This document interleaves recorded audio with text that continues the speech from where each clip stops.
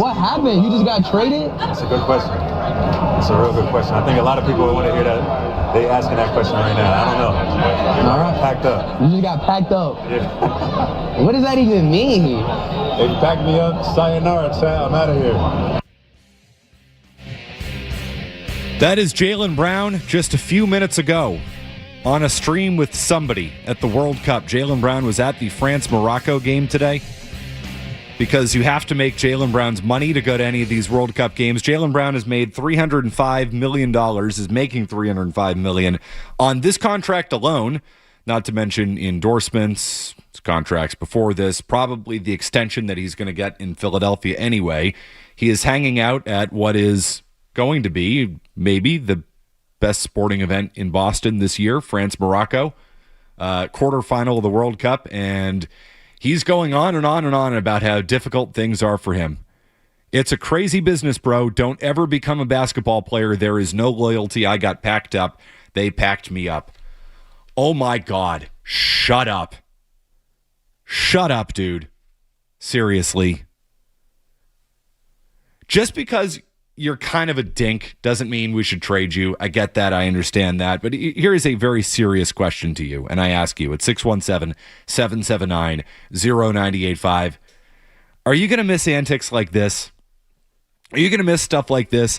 And doesn't this give you a very, very, very small little window and a peek at why the Celtics were probably just happy to be rid of this and move on? I mean, the question is, why'd they do this? Why didn't they wait? Because they're exhausted by it. They wanted to move on from him. They didn't want to pay the contract. They've underachieved in the playoffs. Brown obviously has something to do with that.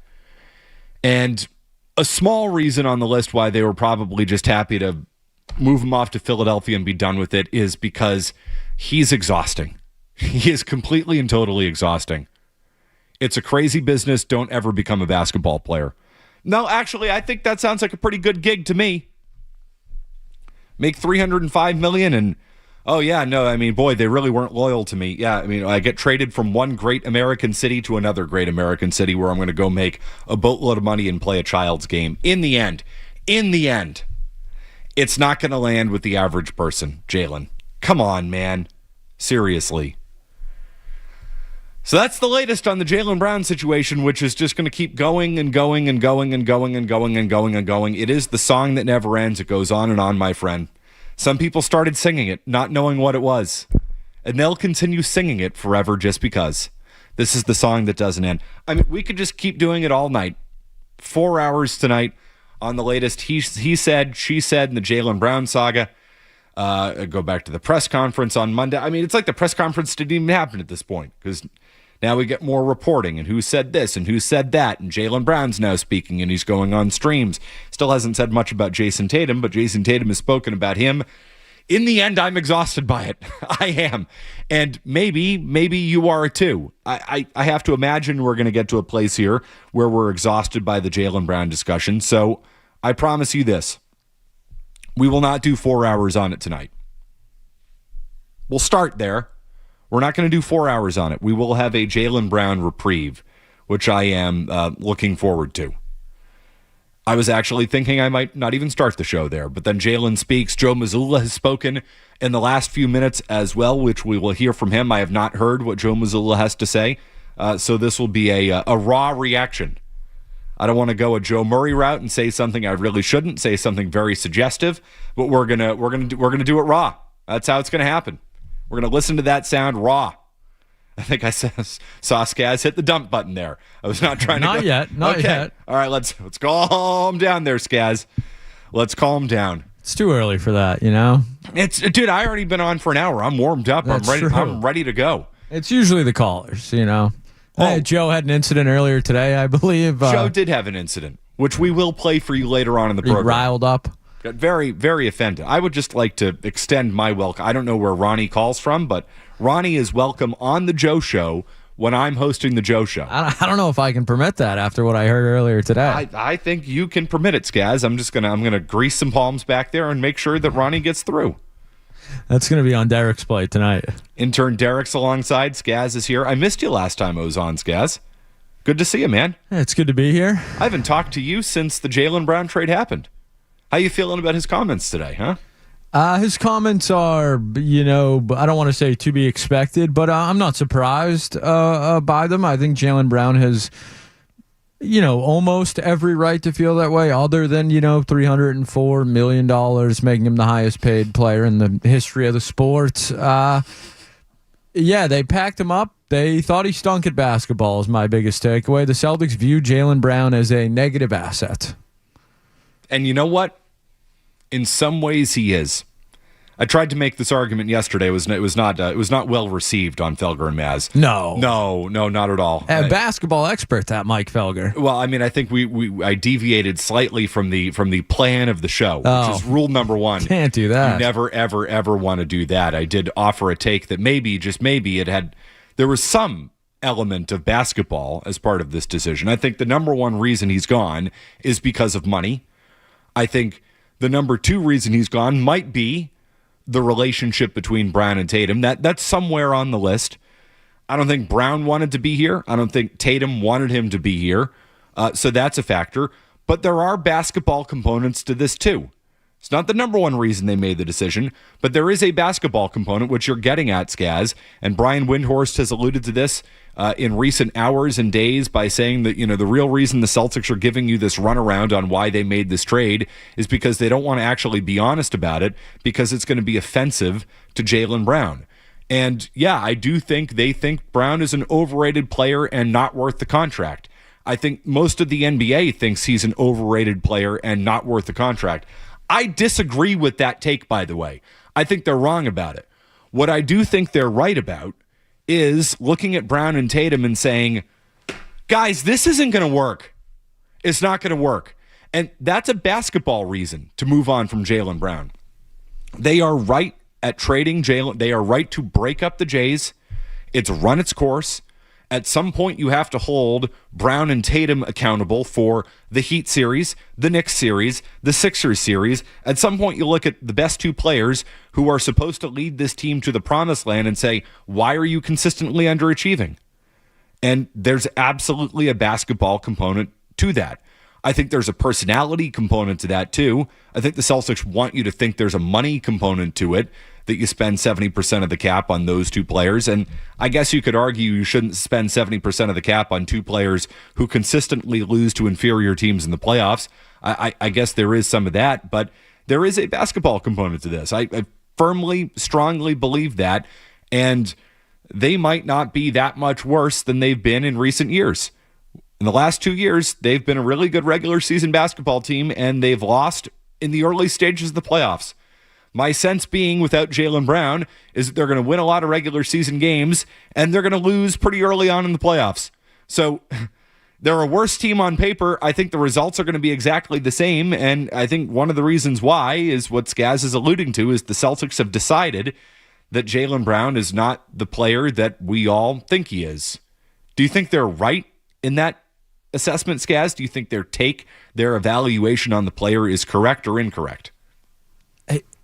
I think it depends just how, exaggerated that opinion is. Well, what the actual, we heard some reporting that executives wouldn't have Jaylen Brown in the top 70 of the league. We heard some other reporting that the Celtics viewed Derek White's season in that building more impressive than Jaylen Brown's own season. So I think they're partly right. I know that's, Felgerish sitting on the fence there, but I do think Jaylen Brown at times is a problem. Defensively, he doesn't assist.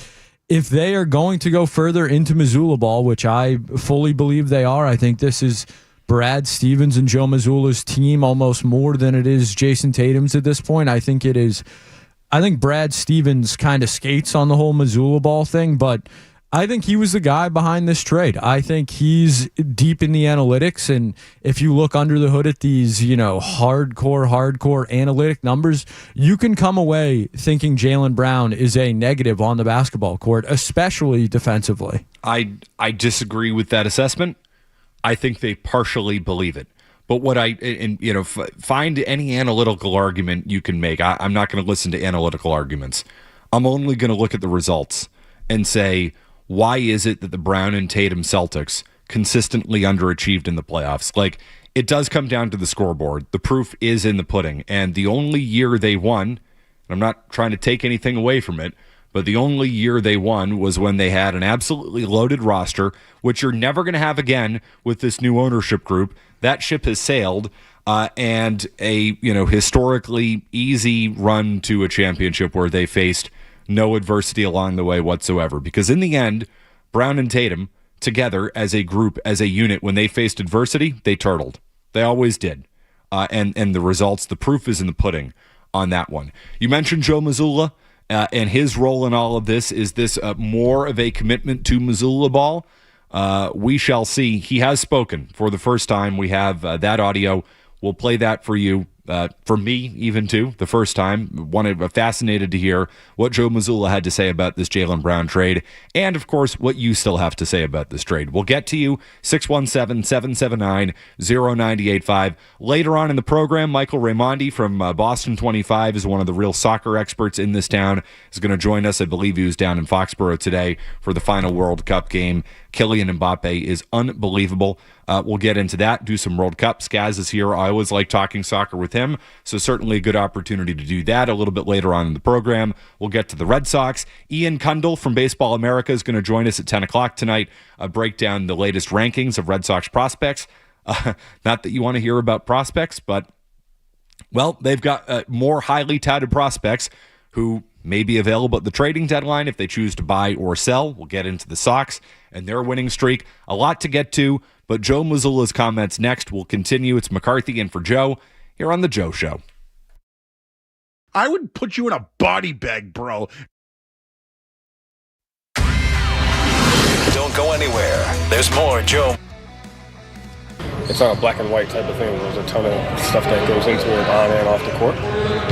The part that I hope gets talked about more, and the part that we want to focus on the most, is really just the respect, the appreciation, and the gratitude for what he did for the Celtics for 10 years. And I mean, he's a Celtic longer than I have been. He was here before me. He set the tone and started that, and was a part of special things, and continued that, and obviously was one of the biggest reasons why we were able to be as successful as we have been. So that to me is what we have to focus on more: the respect as a competitor and the gratitude for what he's done. Speaking to, I'm not sure, Skaz, if you have any of those details, but those are the first comments made by Joe Mazzulla after the trade of Jaylen Brown. Yeah, I believe this is at Celtics shoot-around or practice. This is all coming from mostly CLNS, a lot of it from John Corrales and the group over there. All right, we certainly appreciate their hard work in getting that audio and tracking Joe Mazzulla down as part of all of this. I think the major takeaway from that is what he said at the beginning. He said there's obviously a lot that goes into this on and off the floor.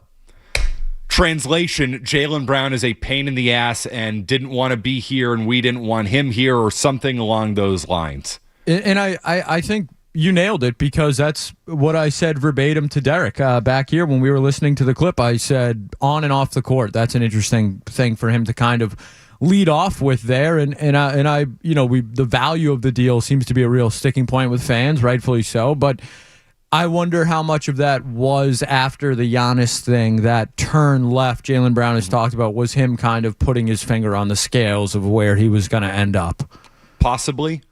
I mean, there's no defending the return. None whatsoever. The return is awful. It's terrible. And they put themselves in a terrible spot, not consummating the Giannis deal, not, drawing a line in the sand on Giannis, and then having to pivot to this, which is, I mean, it's not even a pivot. It's it's a broken leg. You can't pivot on anything.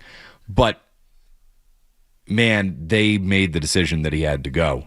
And I think he probably wanted to go. And obviously that relationship had grown sour. And whenever you have anybody mentioning something off the court, off the field, off the whatever it may be, off the ice, that's never a good thing.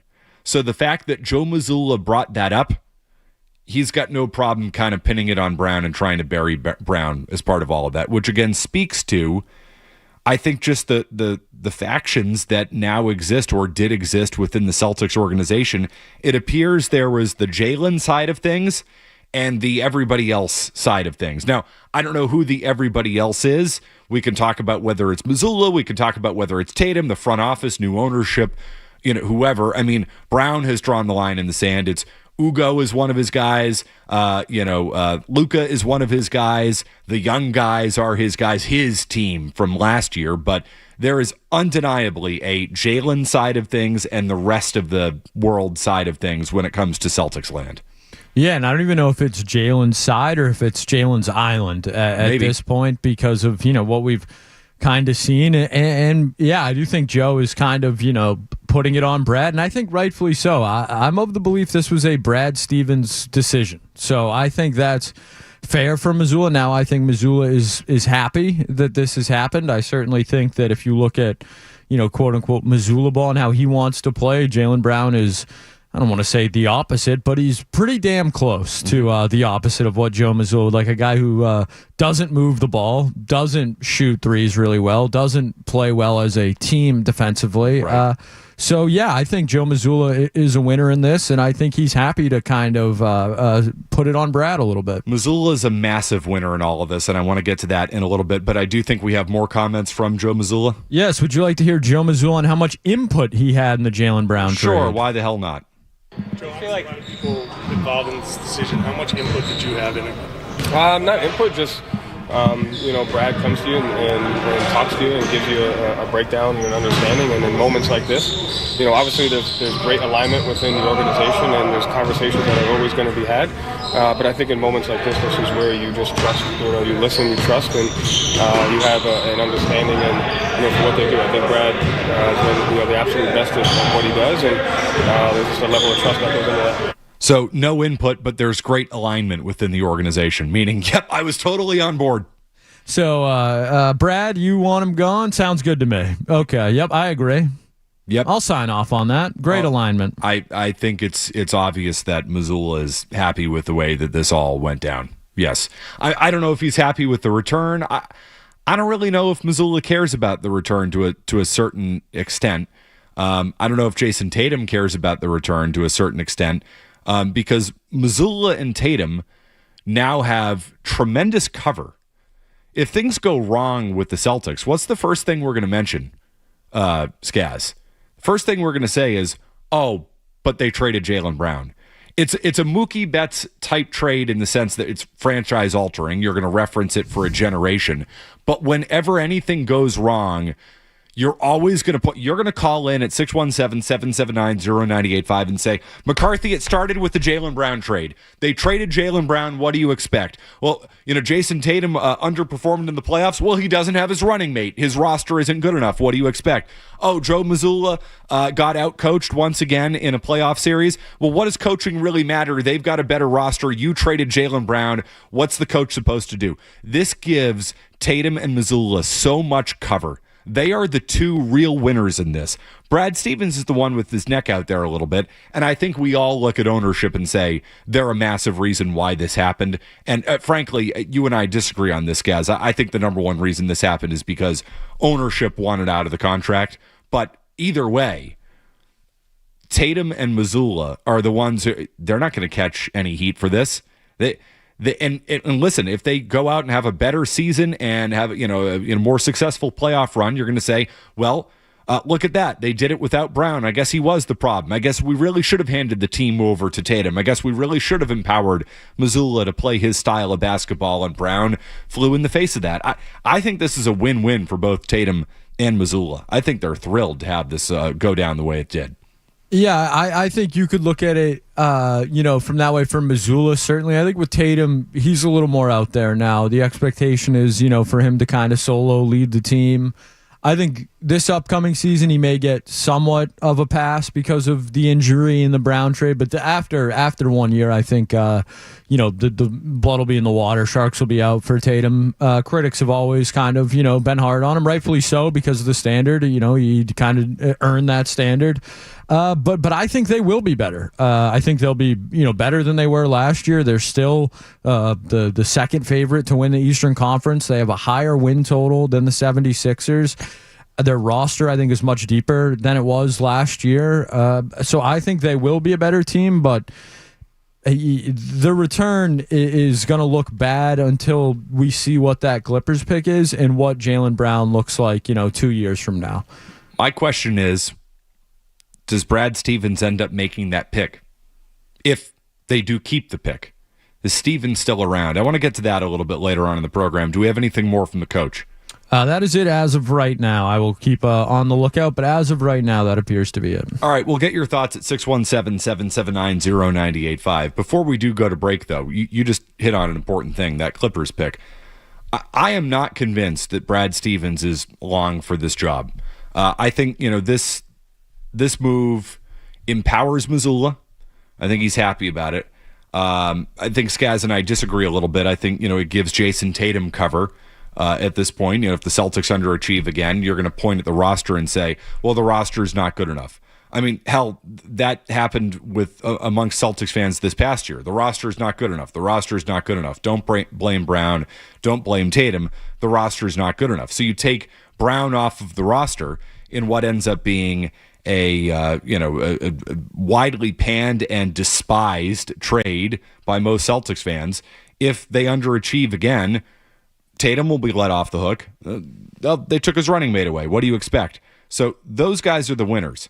Brad Stevens is the loser in this trade and has, more to lose than just about anybody. That's if he sticks around, which I'm not convinced he will. On the other side, I want to examine Brad Stevens' future. And something he said this week that really got me thinking whether he's devising an exit strategy, whether this was forced on him, whether he sees the writing on the wall with this new ownership group, and where they go from here. Because Brad Stevens could do just about anything in basketball. He could go back to coaching. He could be an executive somewhere else. He could do anything at the college ranks, the pro ranks, you name it. Does he really need this? Does he really need this mess with the new ownership group that is obviously problematic? We'll get to that on the other side. I see you on the phone lines. We'll take care of you as well. 617-779-0985. It's Matt McCarthy in for Joe Murray. We continue on the Sports Hub. Sports Hub headlines. We own some minor Celtics news. The team has waived guard Delano Banton. Yeah, McCarthy, why are you leading with that? Because it gets them under the tax. Celtics now officially under the tax for this. They're out of the repeater tax for this year if they make no more moves. That will be that. So they are under the tax at 14 players, which is a complete roster. John Corellis pointing that out on Twitter a few minutes ago. Earlier today, France picked up a 2-0 win over Morocco in the quarterfinal, the first quarterfinal match at the World Cup. It's the final match played in Foxborough, 7 games.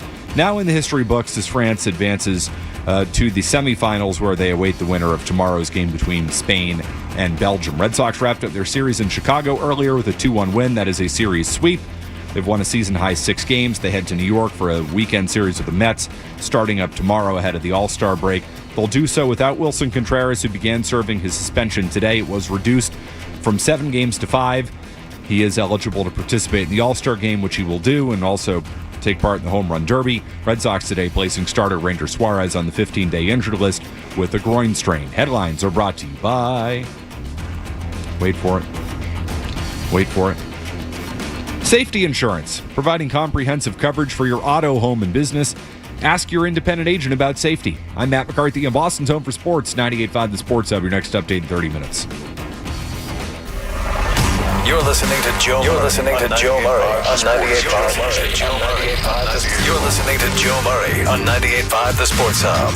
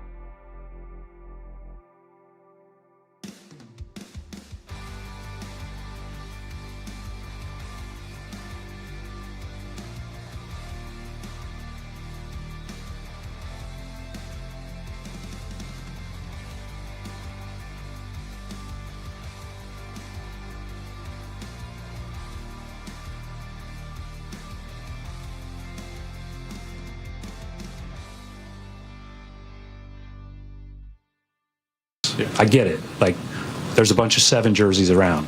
I'm pretty sure I bought a couple. So I get it. And, somebody asked me earlier today, do you miss coaching? I said, I did this week. This is not for the faint of heart. You know you're not going to have a good day when Dan Shaughnessy shows up at your job.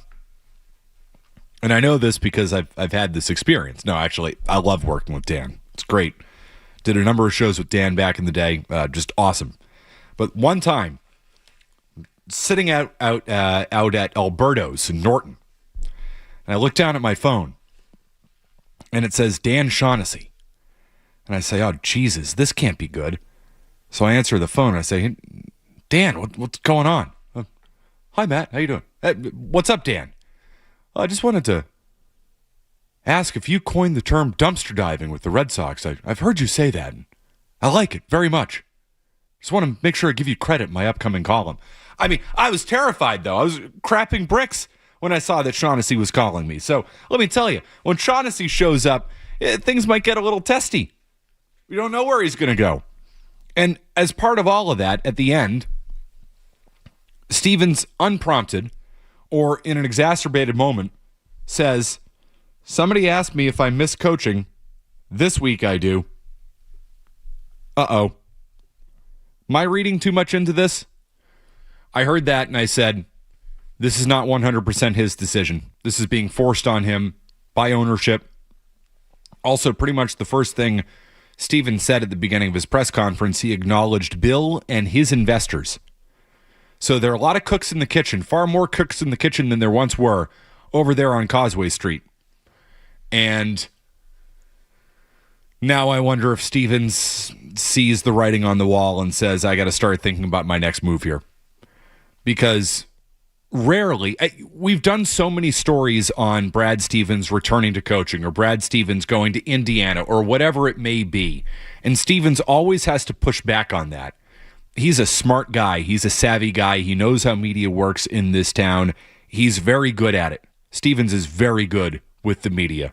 One of the best, if you ask me. For him to mention that, he knows how we're going to respond to it. He knows we're going to bring it up. He knows we're going to talk about it. I think it's calculated. Or it's the truth, and in a moment he kind of let it slip. Like, yeah, I do miss this. I don't like where this is headed. I don't like what is now expected of me. And can you fault the guy? He built an unbelievable roster 2 years ago. Tatum, Brown, Horford, Porzingis, Holiday, you name it. Unbelievable roster that steamrolled their way to a championship. And over the course of the last 13 months, Stevens, less than, just about a year, Stevens has been probably forced to get rid of Porzingis, Holiday, Horford, Jaylen Brown in a year because of new ownership. He sees the writing on the wall. I bet you he's devising an exit strategy. I bet you Brad Stevens is more willing to listen on anything else than he has been in the past. It's been here a long time. I assume his kids are older. I don't know. You know, they've been settled here for a long time. I think he really likes it. This is a man who famously said a few years ago when he was being asked once again about, I forget which job, Indiana, North Carolina, I don't know, Lakers coaching job. I have no idea. The man who famously said, I'm a masshole now, I drink Dunkin', I cut people off on the highway. Like, I wonder for how much longer. Who wouldn't want Brad Stevens? I mean, if you're an NBA team and the track record that he has, are you going to look at the Jaylen Brown trade? Or are you going to look at everything else and say, man, you know, that guy's a really pretty good general manager. Brad Stevens is a really good coach, both at the college level and at the pro level.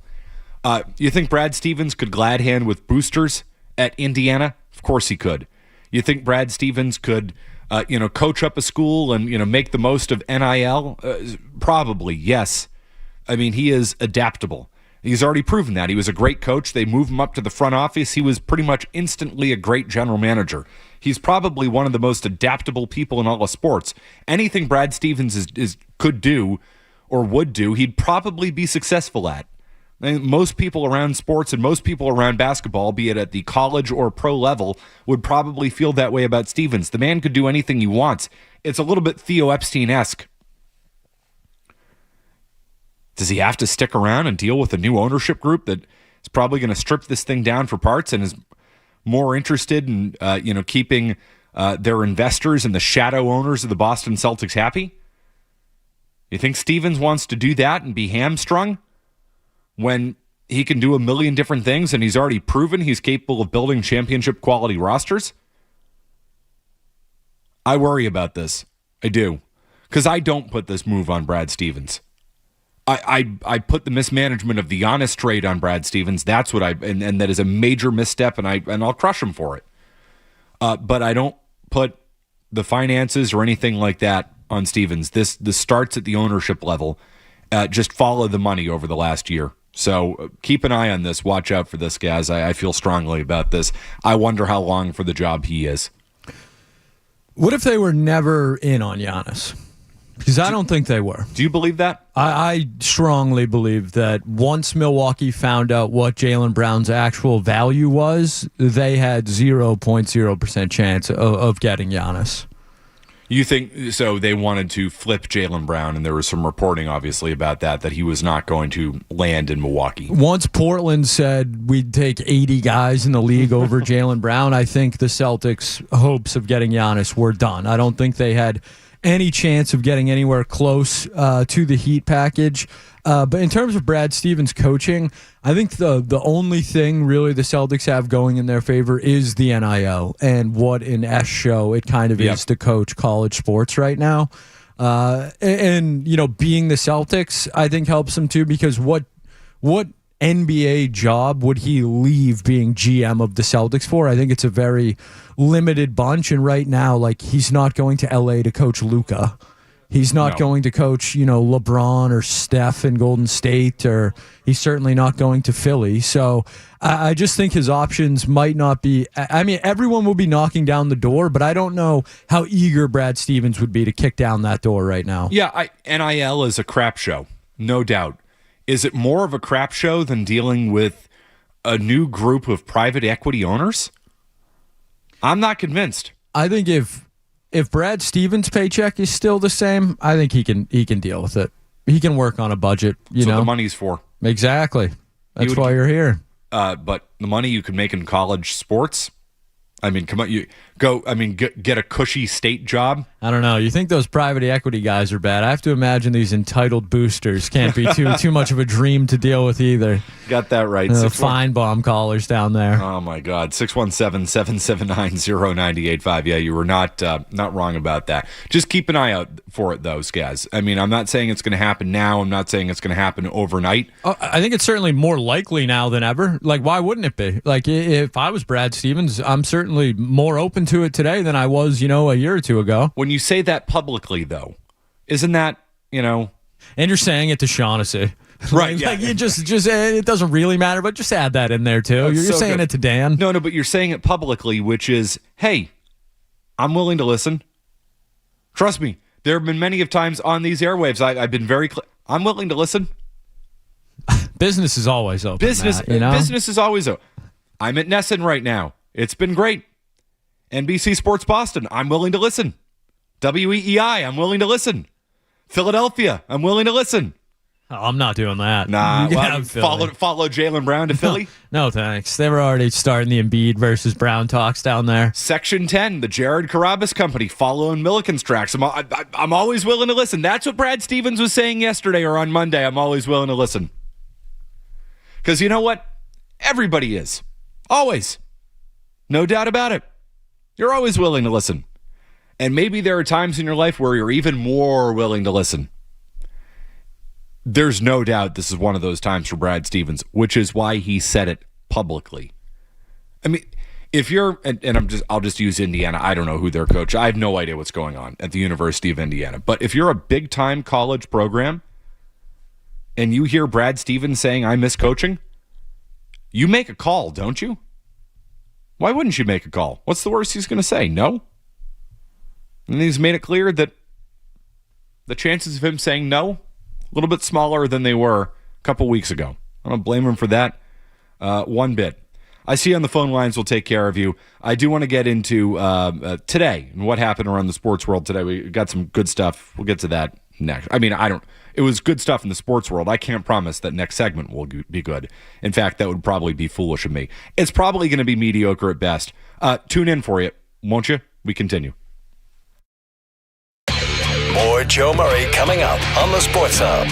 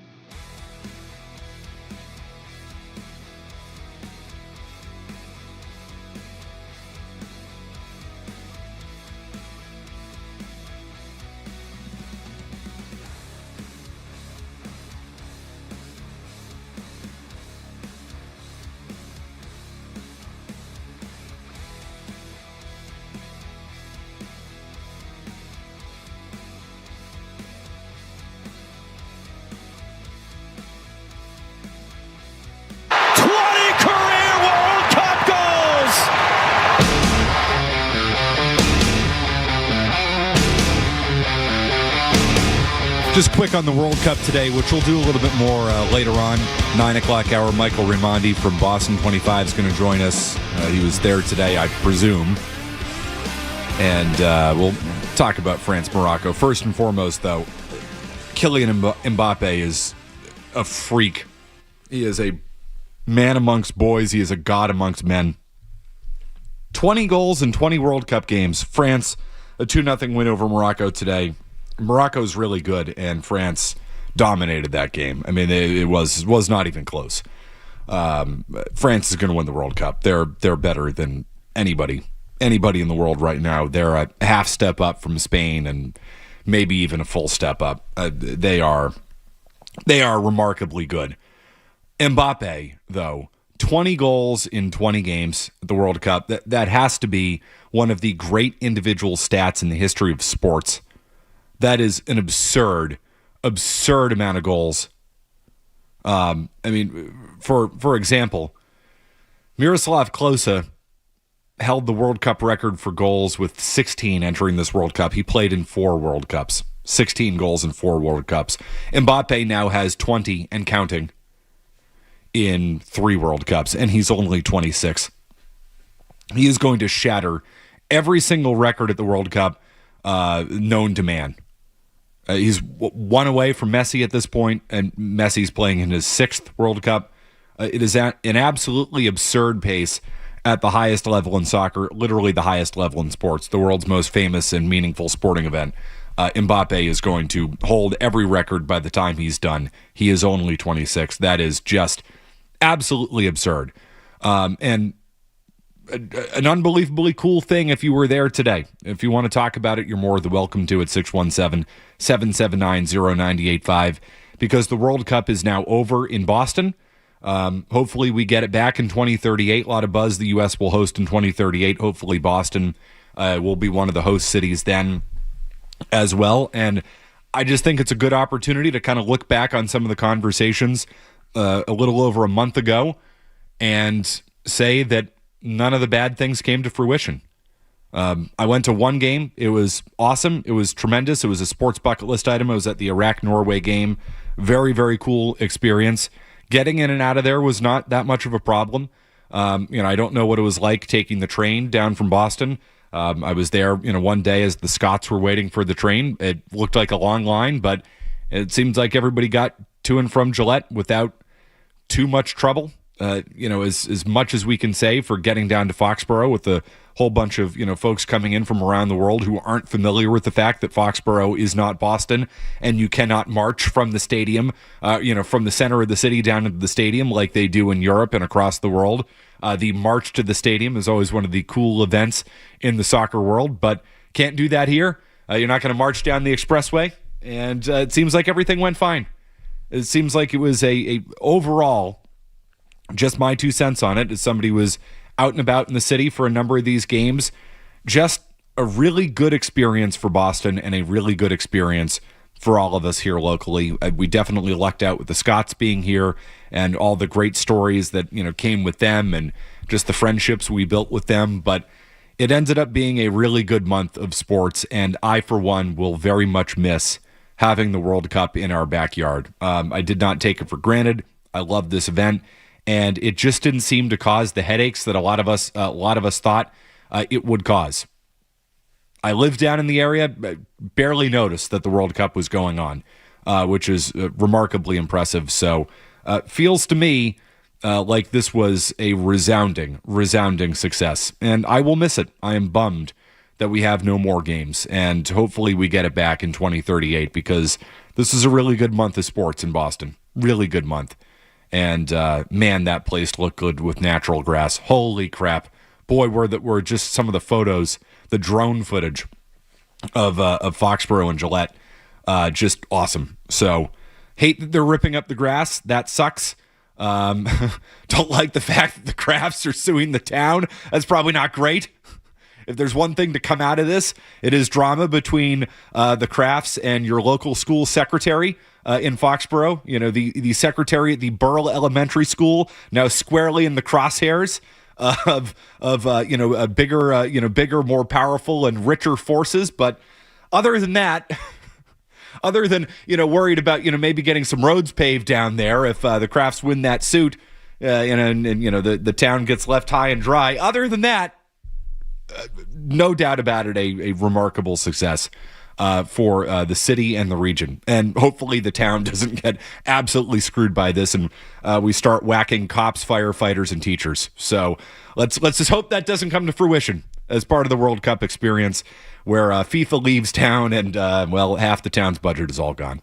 So that's that. 617-779-0985. I would just like it to be known that I stand on the side of the cops, firefighters, teachers, and DPW workers in the town of Foxborough. Let's continue here. I see on the phone lines we'll take care of you. Mike in Wilmington. Hi, Mike. Hey, what's going on, Big Mac? How you doing, man? What's going on, bro? I heard you were asking for Ronnie. Yeah, is this Ronnie? Yeah, it's Ronnie. Well, what Walmart are you at, Ronnie? Joe Murray wants to meet you. I was at Salem. Dude, I was just being a funny guy. I guess fucking... Yeah, I know. You see, that's the problem. We can't let you on the air. We've got to dump you every time. You see, I found you funny earlier, but the whole you're just going to come on and drop the F-bomb, that actually isn't funny. I don't find that amusing. And maybe I am actually now rooting for Joe Murray to beat the hell out of you. See, you could have come on. You could have been a funny guy. Funny how? Funny like a clown? Now you're not. I don't like the fact that Ronnie had to give a fake name, too. Kind of a wuss move. Joe could take him. We'll play that audio a little bit later on if you missed Joe versus Ronnie. I was Team Ronnie. No, I'm not. No, I'm not Team Ronnie. Kind of a coward move. He's a bitch. Wow. Yeah, that's what I think about you, Ronnie. You suck. You hide behind your phone and troll radio people and call them fat. I would put you in a body bag, bro. I thought that was an overreaction when I heard it. Now he calls in, he says he's Mike from Wilmington. You're right. He is a bitch. Ronnie's a bitch. I got a couple text messages when that occurred earlier today. Just let me know, saying, hey, you might want to check on your guy. I said, hey, no, he's, I'm on Team Joe. I'm always on Team Joe, but I thought for a moment there that I wasn't, because I didn't understand the Ronnie history. He did say that Ronnie dropped an F-bomb every time he was on the air, which we can't do. And I want to make Skaz's job harder, but hey, you want to call in, you want to bust some chops, bust some balls, I'm all for it. But if you're going to come in and drop an F-bomb 10 seconds in, knowing that's what you're doing, I'm with Joe. We don't need to have you on the air. Don't need to fight you either. I'm not trying to fight callers. I'm not going to pull a Wilson Contreras and ask where you are at. You don't want to Johnny Gomes anybody in the supermarket there? I don't. When I go into Wegmans, I first of all, what an experience. I'm on cloud nine because Wegmans is the greatest supermarket of all time, bar none. Bar none. I love my Demoulas, don't get me wrong. Love Shaw's, love Star Market, Stop and Shop, you name it. But Wegmans is You want to talk about dream sponsorship right there, Skaz? I would love to be the Wegmans guy. Be like, hey, it's Matt McCarthy, shop at Wegmans. Oh, my God. All-timer right there. But when I go into Wegmans, I'm not looking to fight anybody. And if I encounter Ronnie at Wegmans, I'm not looking to fight Ronnie. I'd also definitely take Ronnie at this point because he can't even use his real name when he calls in. See, I'm out on that. Why didn't he just say I'm Ronnie? I want to talk to McCarthy. He invited me on the program. We had a good conversation. Mike in Wilmington. Come on. Skaz, you would know Ronnie better than me. I assume that was the Ronnie. I'll be honest, Matt. Not too familiar when he rattled Joe's cage that much. I don't remember Ronnie. I don't really, maybe that's the producer. I don't really remember too many callers. I think it's just, I think it's a skill at this point. I'm almost pride myself in it. If you say, yeah, I called in 2 weeks ago. I don't remember. I every time you've called in, not to be rude, but just treat it like it's the first time ever, for everybody. The audience at home has no clue who you are, so I should have no clue who you are. So, Ronnie, I was not too familiar. Not familiar with your game. But I don't apologize. When he dropped the F-bomb and Joe's reaction, it rang a couple bells. It did, I remember maybe a couple, but it did not trigger me in the way it did Joe Murray. No, he was triggered today. And that's I said, what did Ronnie do to the guy? And you call, what, you want to call in and call me bald and like a vampire? I don't care about that. Like, call Joe fat. He doesn't care about that. He just there was something about it. He just got very enraged. Wonder if something's going on at home, kind of thing. Like, did he have a bad ride in? I don't know. Joe does not like traffic. That 10 to 2 commute can be tough. That's a real bitch. Kind of like Ronnie. Mike in Wilmington. Hey, give me a real name, for God's sake. You think what, we're not going to put you on, buddy? It's the night show. I'll take any caller I can get. What are you talking about? You think I just want to talk into the abyss for 4 hours? No. Call, give me a real name, have a good phone connection, we'll have a conversation. How about that? That's the way the night show works. Let's continue. 617-779-0985. And I'll be damned, would you look at that? I have so many of you on the phone lines. Let's take care of all of you next, shall we? We'll continue. Matt McCarthy and from the Telefair Tiger Studios. This is Boston's home for sports. Touchdown! The flagship station of the Patriots. I mean, when I think of Matt McCarthy, I think of a man that pleases the people. People pleaser. Done some work on that. Try not to be that version of myself. Outside of this job feeds into the negative aspects of my personality.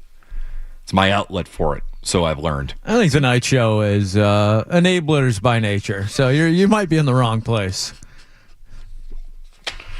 We're just going to amplify those things? Joe Murray often refers to himself as an enabler. So, oh, he is. Yeah, he can't help himself. And listen, I love the callers. As I'm about to take all of your phone calls, we have full phone lines, so when somebody drops off, you pick up the phone and join us. 617-779-0985.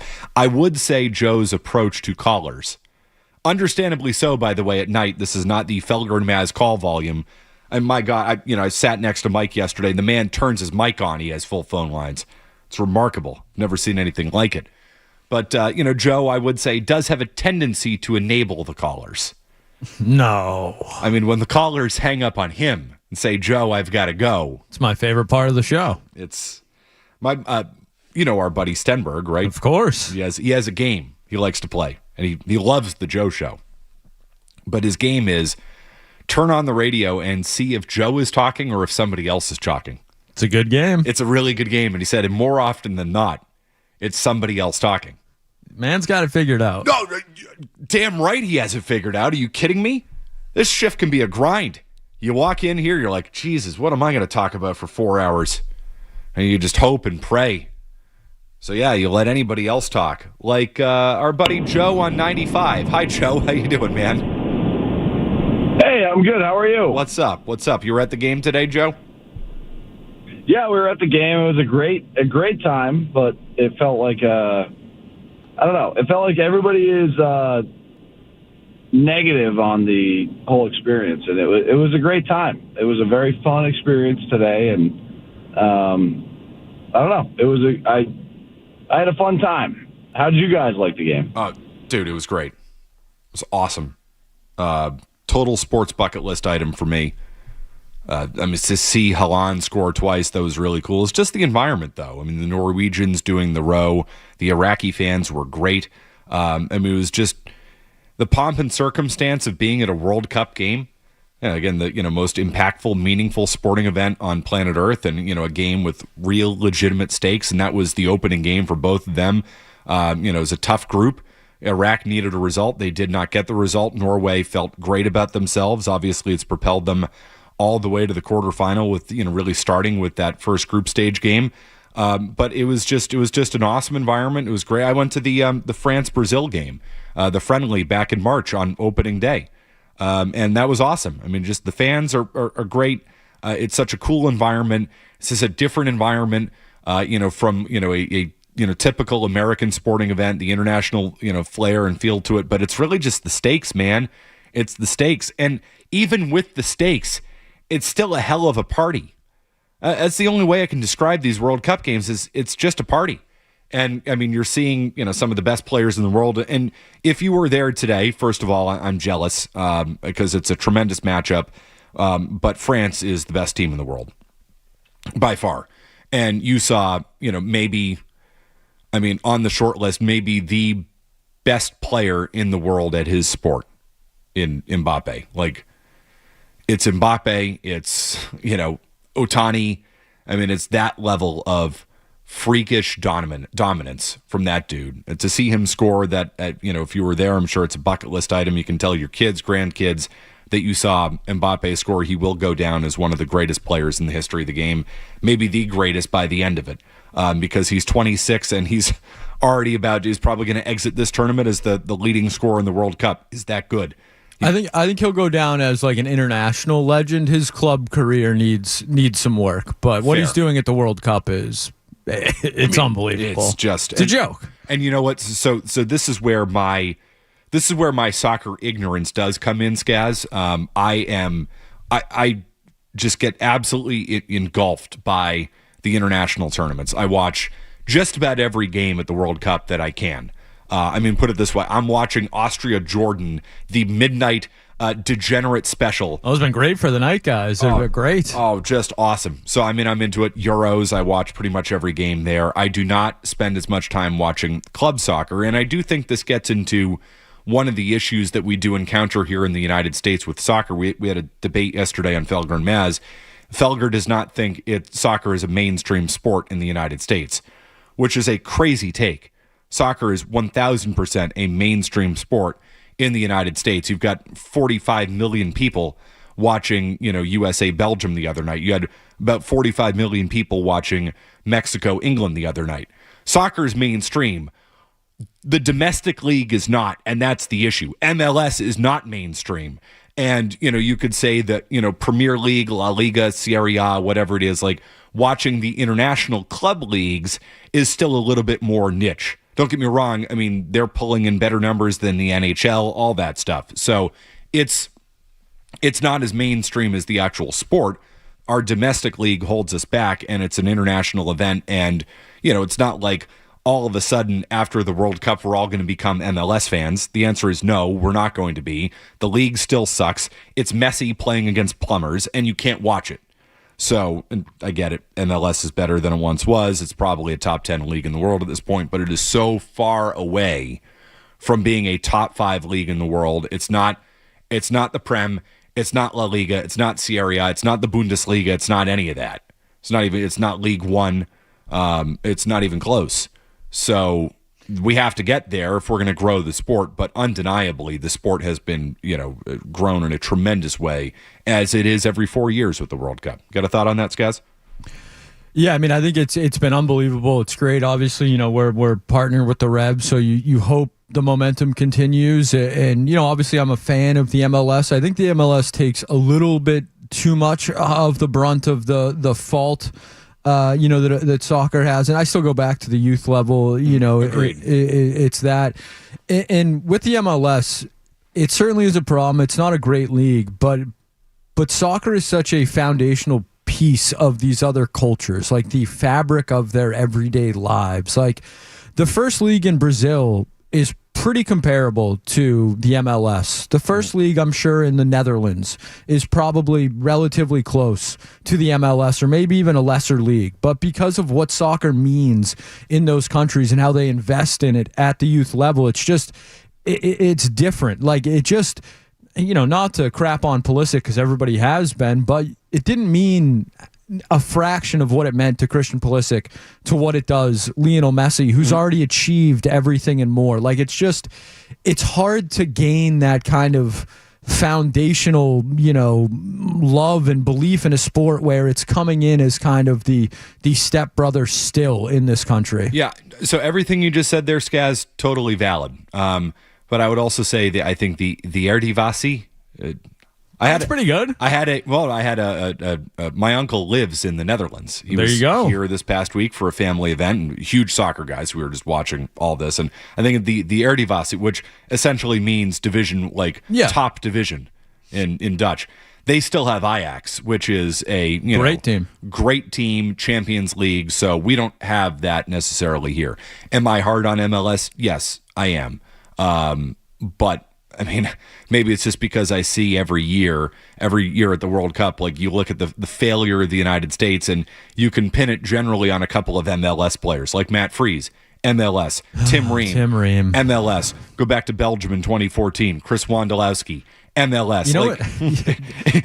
The Wando thing is the biggest one. But the scapegoat for the United States generally ends up being some MLS bum. And that's what they are. The worst part for Tim Ream is he played like a decade in the Premier League and was good. He was the captain. 38 years old. Yes, and then he's older than Paul George, which is scary. You don't want that. The point guard's older than the head coach too, Mike Conley. So that's not exactly great. But it's just it's one of those things where that's just you don't get it anywhere else really. It's unique in that world. It's been great though. The World Cup here has been awesome, and I can't say enough about it, about the experience as a fan going down there. I promised I'd take care of you. I'm sorry. Skaz and I got talking footy. It's just what happens. We'll do that later on in the program. I do see you got full phone lines. I promise I'm coming to you next. We'll continue. It's McCarthy in for Joe. Hang tight. I got you next.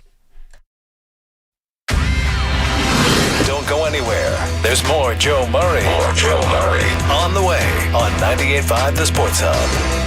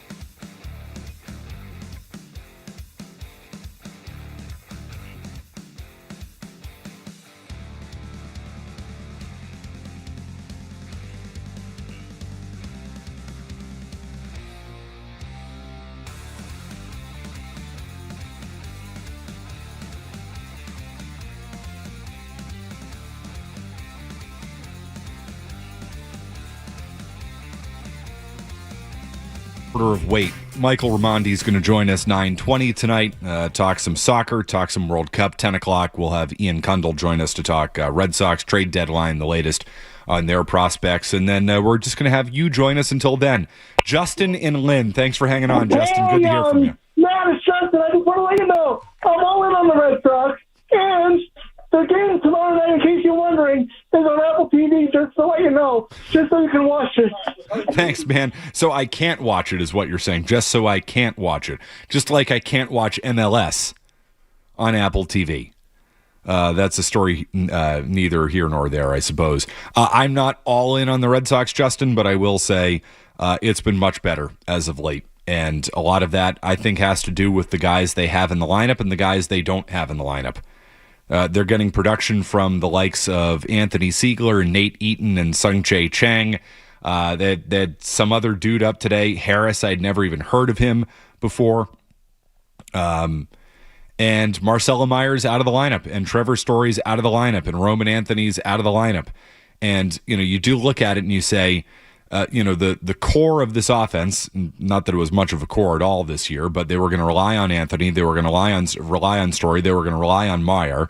That core failed, and you get them the hell out of here, and all of a sudden you start playing a little bit of better baseball. Not that I think that's going to be sustainable in any way, because you have a bunch of 4A guys who are grinding it out, playing hard.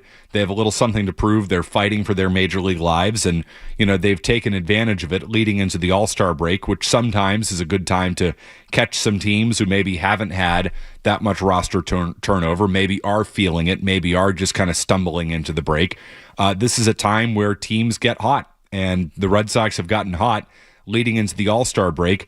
In the last 3 years. This is the third straight year where the Red Sox have played really good baseball going into the break. How sustainable will that be? Probably not all that sustainable. I'm not convinced.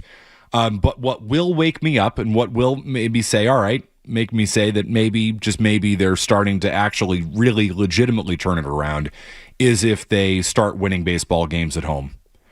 They've been way better on the road this year than they have been at home. Even in, they've won, 11 out of 13, whatever it may be at this point. 2 of those losses were at home to the Nationals. They caught the Yankees at the best time to catch the Yankees this year. So they've taken advantage of that. I don't think this is that sustainable, but it's been a hell of a lot better to watch over the last couple of weeks than it was at any point in this season. And I certainly will take that. How about Craig in Westford? Hey, Craig. Hey, how's it going? What's up? Not much. Listen, just wanted to call and talk about Brad Stevens. You were talking earlier about him possibly going back to the college ranks coaching. I just think you're reading into this far too much. I mean, the quality of life for college coaches now, I don't know if I know a little bit about how that process works. You're talking about FaceTiming and texting kids all day long, dealing with agents for NIL, recruiting all summer long at tournaments. Like, these guys don't get time off.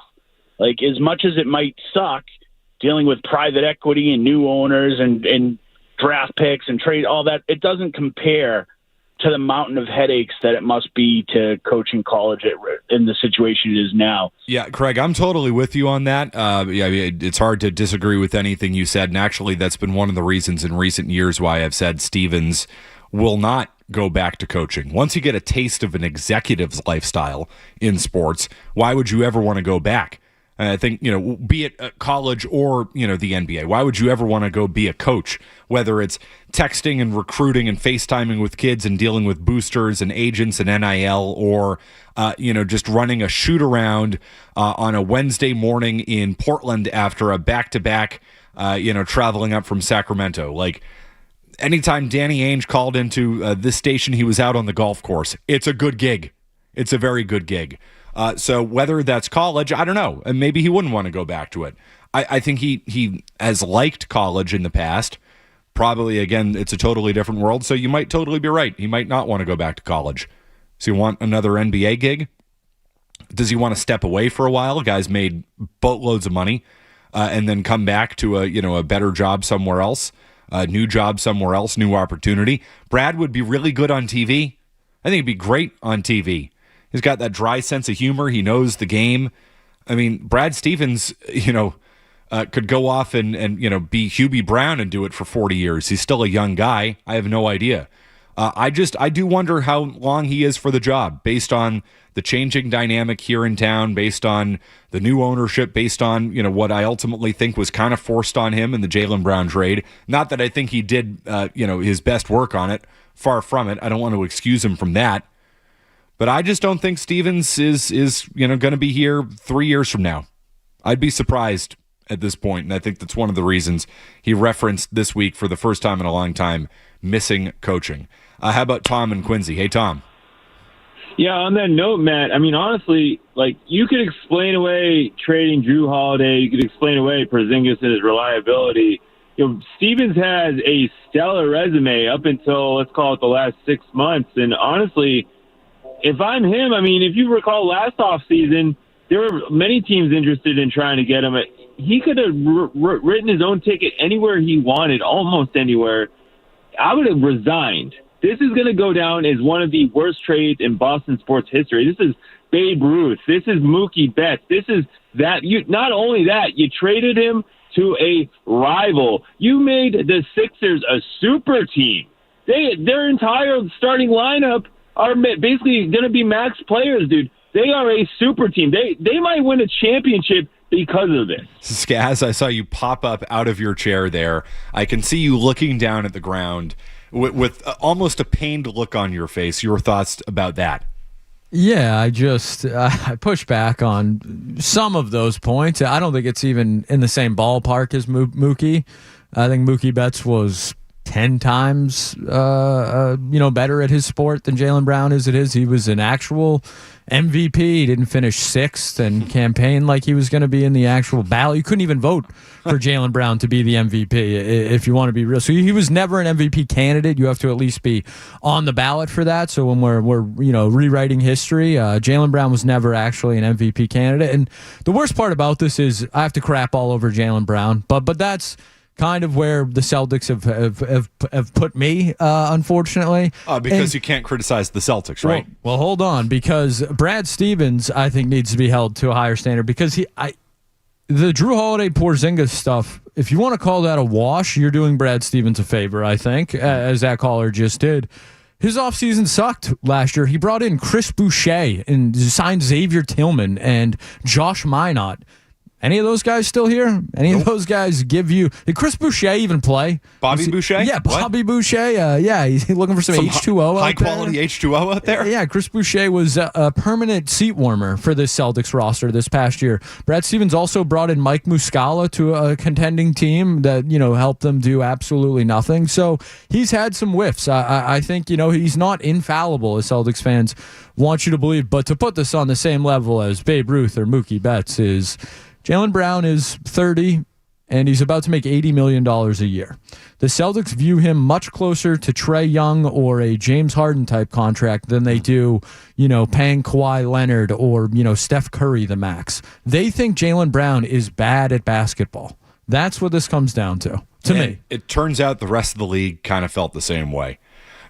I do think it's along the lines of a Mookie Betts style trade because of what it means to the fan base. You are right, Skaz. Jaylen Brown is not the player that Mookie Betts is. I mean, I don't think Jaylen Brown's going to go off somewhere and help his team win multiple championships the way Mookie Betts. I mean, Mookie Betts is the modern day Derek Jeter. The guy's got, 4 rings at this point? And he's better than Jeter, too. Yeah. And just one other thing, too, from that caller that I have to push back on is the Philadelphia 76ers being a quote-unquote super team and winning a championship. I would just say that Vegas, who's okay at this stuff, I would say, there's some pretty big buildings out there, has the 76ers with 4 less wins than you in their over-under total, and they have the Boston Celtics still as the second favorite in the Eastern Conference.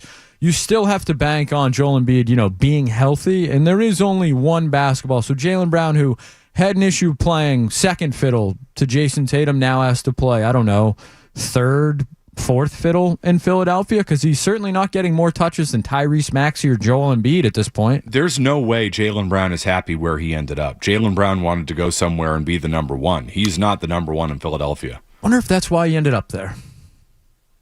Oh, you think they screwed him? I mean, the Celtics certainly weren't worried about sending him to someone that would be, quote unquote, a competitor of theirs. They think he sucks and is a problem. They said, Philly, you think you're going to compete with Jaylen? Go ahead. You can have him. You're going to be, wait till you see what the turnovers and the second, all that stuff, the deep under the hood numbers. They think he sucks, and we're so done with him. They said, Philly, you can have him for basically nothing. I need more Skaz commentary on the Jaylen Brown trade. Skaz, I think you are on fire with all of this. This is good stuff. As always, Skaz, one of the true voices, basketball authorities here at the station. Hey, let's go to our buddy Bobby at Jake and Joe's. It's the Braintree Jake and Joe's. Thanks for treating us so well a few weeks ago, Bobby. It was awesome. Oh, of course. How you doing, McCarthy? Everything good tonight? Everything's good. Hey, real quick, I was in there before the World Cup. Has the World Cup been good to you guys down there at Jake and Joe's? Oh, my goodness, absolutely. Not only the USA, like people coming out, we got the Argentina people, we had Cape Verde people coming out. Love that. It's been I'm a fake soccer fan. I come around every 4 years. I can openly admit that. I'm all in, dude. All in. That's great. This has been so great. Like you said, with the local ties playing at the Boston Stadium and everything. I'm into it. Awesome. All in. Awesome, Bobby. And again, thanks a lot for treating us so well. Oh, anytime, man. I'm happy we were able to take care of you and your crew at any time, guys. You're always welcome. That was a soccer crew there, Skaz. We showed up for the Champions League at Jake and Joe's, and Bobby came out, and it was a great time. What do you got on the Sox tonight, Bobby? So, like, Justin kind of touched on it briefly, but yeah, the Sox, your boys, they're on a little heater right now. I mean, everyone goes on runs, not freak out about it, but if they do continue this epic heater right now, are you going to flip to buy, or are you still in sell mode? Because I was in sell mode all year, as everyone should be. But, I mean, if they're going to go in this 11 out of 13, something like that, if this continues for another week or two, like, we're flirting with a wild card, the third or the second one, if we keep this up. And if that's the case, I might try to switch to buy in. What do you think? All right, I'll hang up and listen. He's talking to you. All right, see you, Bobby. Have a good one. No, I'm not at buy. I'm not at buy yet. The good news is the deadline isn't for another month, basically. So, if they really do, again, I will buy in. I will admit that I'm late to the game and wrong on the turnaround. Whatever. If they start winning baseball games at home, which is something they've really struggled to do, I acknowledge fully that the American League stinks. I still don't think like the whole, you're only 2.5 games out of the wild card. Like I've gotten so sick of that discussion for years and years and years now. The Path Mathists of the world, the Mike Felgers. Well, you're only 3 games out. Yeah, well, you're in 11th freaking place. So like what actually matters more? Everybody's 3 games out in baseball nowadays. That's the way it works. So no, I'm still very much sell for this team. And, I will not come around unless they are, pretty much firmly in a playoff spot and playing way better baseball. And if there's some kind of sign that Anthony and Crochet are coming back and they're ready to go, if that comes to fruition over the course of the next 3 weeks, maybe I'll flip to buy and say, all right, well, if there are, some right-handed bats out there who can give you a hand and they're not just rentals, I'd be on board with it. But as of right now, Sonny Gray, bye-bye. Aroldis Chapman, bye-bye. Garrett Whitlock, bye-bye. I'll trade half the roster at this point. So I'm still very much committed to the idea that this team is not very good. How about Craig in Bridgewater, probably along those same lines? Hey, Craig. Yeah, absolutely. Hey, Matt. Great show. Thanks. So your hard sell, I'm trying to pin you down exactly where you're at. Like, good. I think you said earlier that if there was an offer that came today, you would move X, Y, and Z, right? Yes. So I'm a hard sell today. That's a very Joe Murray style take. Well, I'm this, but I'm that. So no, right. I'm a hard sell today. But I will acknowledge, Craig, that if we are a couple days before the deadline, they're still playing good baseball. They're winning at home, and they truly are in it. I mean, at that point, I can't ignore it, right? I don't think that's going to happen. You know what I mean? It's already happening right now, though. So if you sell, right, if you take an offer right now, you're guaranteeing the season's pretty much over, depending on who you trade, right? We're a Chapman trade away from the season being over, right? We're a Contreras trade or injury away from the season being over. So believe it or not, I want what I want Breslow to do sort of the unthinkable and what he and Bloom got skewered for, and I want him to actually middle it and sell guys like Gray, see if we can move Duran and add bats to this team. I think we have the pitching apparatus and enough talent and depth that we can honestly keep this going rest of the season. Thanks for taking my call. Thanks, Greg. I appreciate it. I hear what you're saying. I hate it, but I hear what you're saying. I hate when teams do the middling. Oh, we're going to trade this veteran guy because his contract's up, but we're going to go out and add. I mean, that gives you a 2022 deadline where you trade Vasquez for Julio Abreu, which is probably the best move Bloom made. But then you also go out and buy Eric Hosmer and a Reese McGuire, not a Red Sox, a true Yankee. No, nobody out there. I mean, your team is a real JO organization when they trade for that guy. But I hate the idea of doing that. Hate the idea of buying and selling at the same time, because what type of message does that send your clubhouse again? It's like, well, you guys aren't really worth it, but I guess we'll bring this guy in. He can help you, but we're going to trade Sonny Gray. No, it's one way or the other. I think you're getting to an important point, though. You said you're trying to pin me down on it. Like I say, right now, I'm still a hard sell, and I am. But where I've moved from in recent weeks is, if you had asked me 2.5 weeks ago, I would have said, trade Sonny Gray right now. Capitalize on it, be the first, set the market, get what you can get right now and begin this process, begin the fire sale now. I am not there at this point because I do have to allow for the possibility that this turnaround is real. I don't think it is, but I have to allow for that possibility. So I would not I would not sell in this exact moment. I do hold on to my cards a little bit, at least until after the All-Star break. And when they inevitably do what they've done after all of these All-Star breaks, after having a great lead into the break and come out and play terrible baseball coming out of the break, then 2 weeks before the deadline, I'm happy to sell again, because that's what I think is going to happen. But I'm not trading Sonny Gray tonight, and I'm not trading Aroldis Chapman tonight, because as he said, you're a trade away of those guys from the season being over, and I have to allow for the possibility that the season might not be over. I think it's over. I'm borderline convinced it's over, but I guess you let it play out. How about Pete in Plainville? Hi, Pete.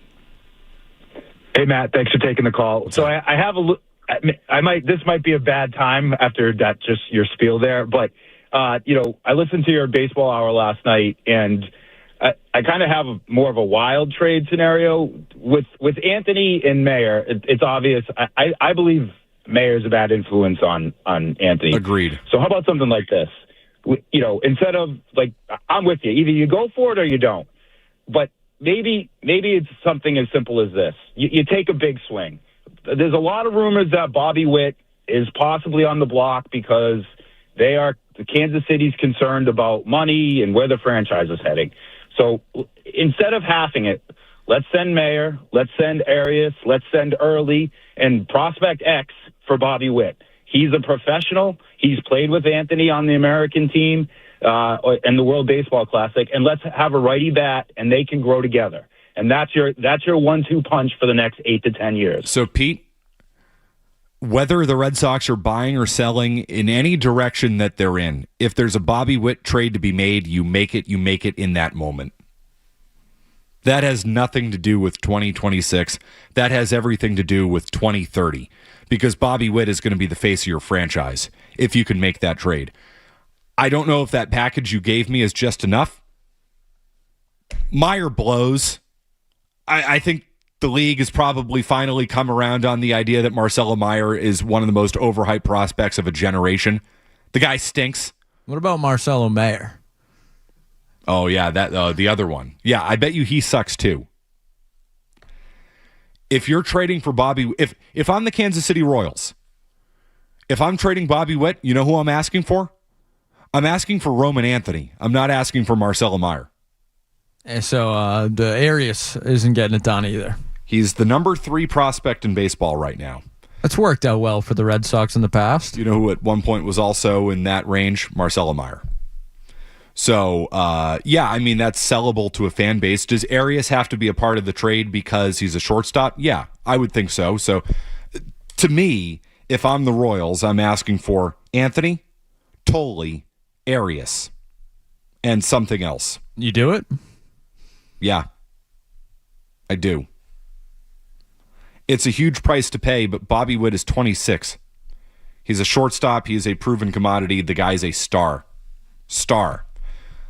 I'm down on Roman Anthony. We're all down on Roman Anthony. The Red Sox are down on Roman Anthony. That's why they shipped his ass to Fort Myers, which we'll get to later on in the program. I'm not trading him for just about anybody in baseball, though, because I think, I think he could be one of the best players in the game. I really still do believe that. But I know Bobby Witt Jr. is one of the best players in the game. He also plays shortstop. He can do everything. He's top of the order hitter. He's right-handed. I believe he wants to play in Boston. There were rumors of that a few years ago. So, yeah, I make that trade happen. And I make that trade happen at any point, whether I'm buying, whether I'm selling, whether it's right now, whether it's the offseason. I mean, Witt is a transformational type of trade. Transforms your franchise. Changes everything. So if that's real, and I still don't know why Kansas City would do it. He's got a good contract. It's a lot of money, but it's still a good contract. But I mean, if there's a deal to be made there, I will drive just about anybody you need to drive to Kansas City. But I just think that deal starts with Roman Anthony. It does not start with Marcelo Meyer. I'd love it if it did, because Meyer blows, and I've been trying to tell you for 2 years that Meyer blows. Could you have maybe made a deal for Bobby Witt a few years ago with Marcelo Meyer as the headliner? Maybe. But we couldn't trade precious Marcelo. I'm got it bad. Oh, no, he's the too bad, so sad.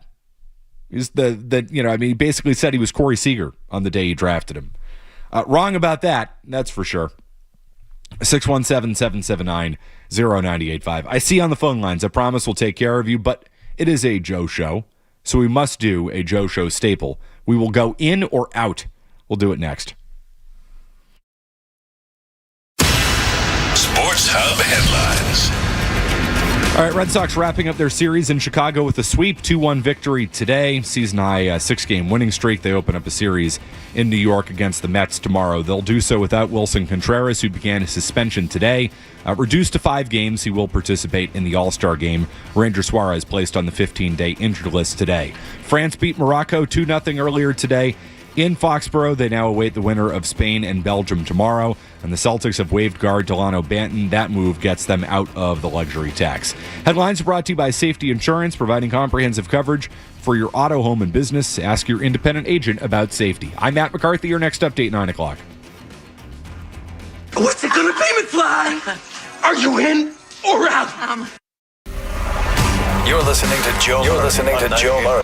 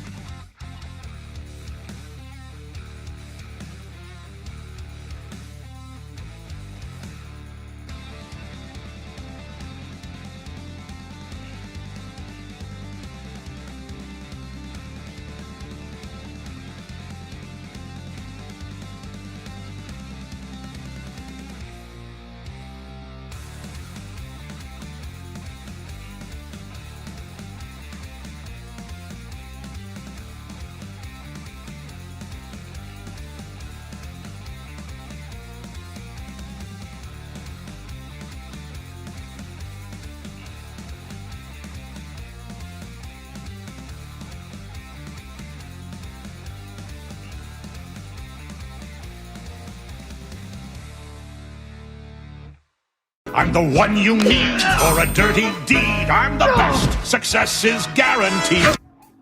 Use you on the Joe Show. It's night. You're tired. You're high as a kite. I don't know. Those are our people. So it's in or out. Skaz, what do we have in or out? What is it, Thursday? I really don't give a damn. Thursday, I guess. Thursday, July 9th, McCarthy. Welcome. Thanks. To Good to be In or here. Out. I've missed you. It's been a while, We'll do it again tomorrow. Why not? Sure.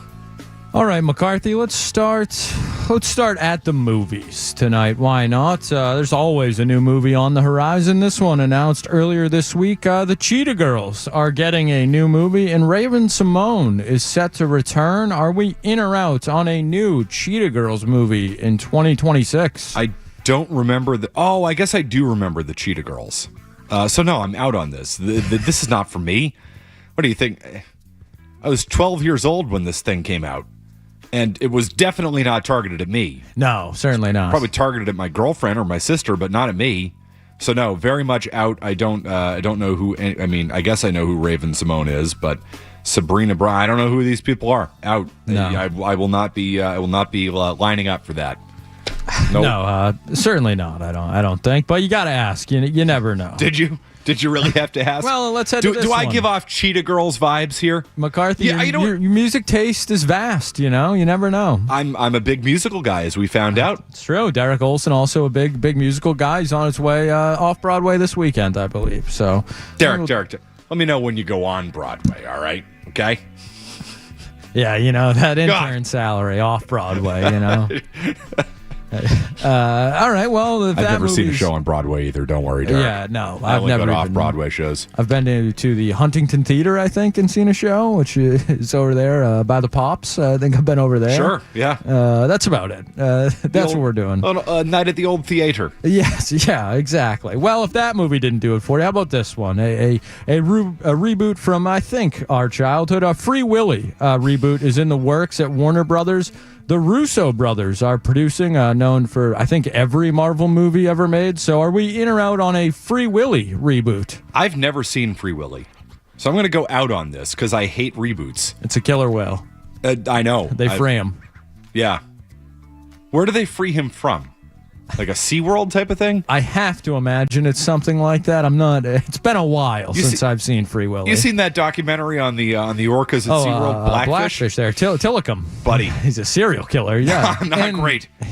The one scene I remember for that didn't have to do with the death and destruction. It more had to do when they were pleasuring the whale. Oh, yeah. Not a bad life, Just kill some people and get pleasured. It's like those, if you win the Kentucky Derby, they set you up pretty good after that. Sure. Not a bad gig. They put you at the stud. Exactly, yeah. No. So Matt McCarthy. Hold on. Why did we deny that from Willie? Was that his wife? Was that his life inside captivity? Were they taking care of him in that regard? I wish I remembered the plot of Free Willy more, but I know he was an orca. Did they cover that in the Disney movie? I think he had a messed side up, of things. I think he had a messed up fin for some reason, and that was part of the story.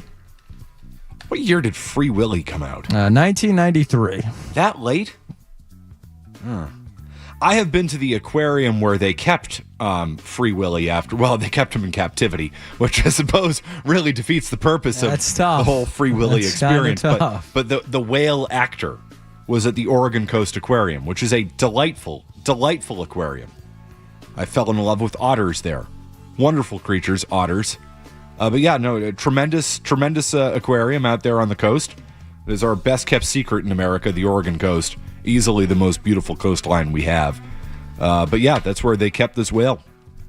After claiming it's a friendship you could never imagine, so they describe. I'm out on I'm out on friendship, so out on Free Willy. Next.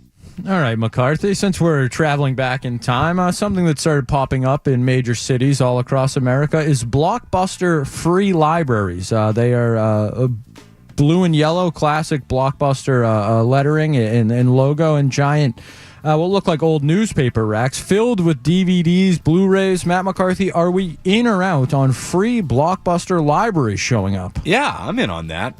So it's interesting. I hate movie reboots, but I like anything nostalgia based.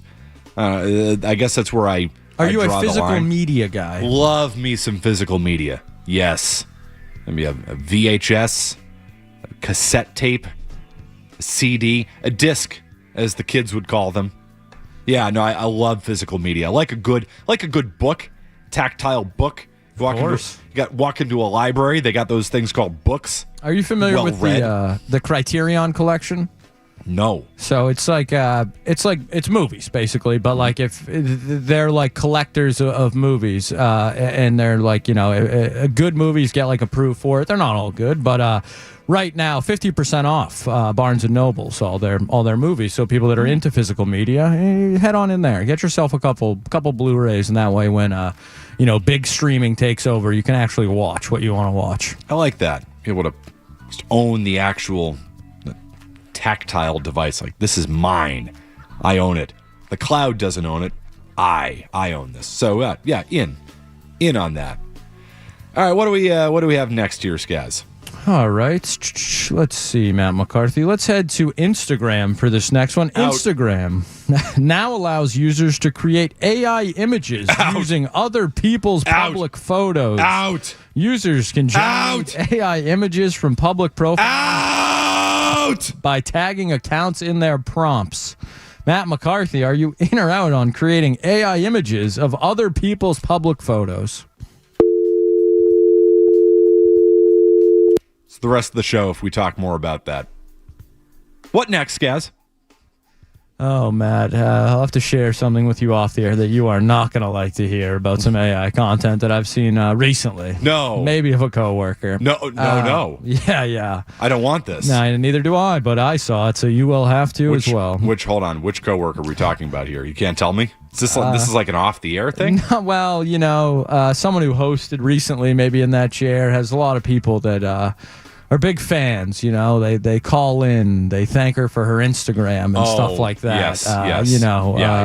Some AI stuff. Nothing too over, but still, just in general, that it exists. I don't like that. Is haunting. She doesn't deserve that. No, she's a good person. No one She is. deserves that. No one Nobody. deserves that, but especially Kendra. She does not deserve that. Of course not. I heard her last night, talking soccer, and I'm like, would you, for the love of God, would you stop asking her for foot pics and ask her for footy takes? There were a couple foot callers last night. Our intern Riley had a tough time, hung up on a couple of them. It was a learning experience back here at night. What is it with night. feet?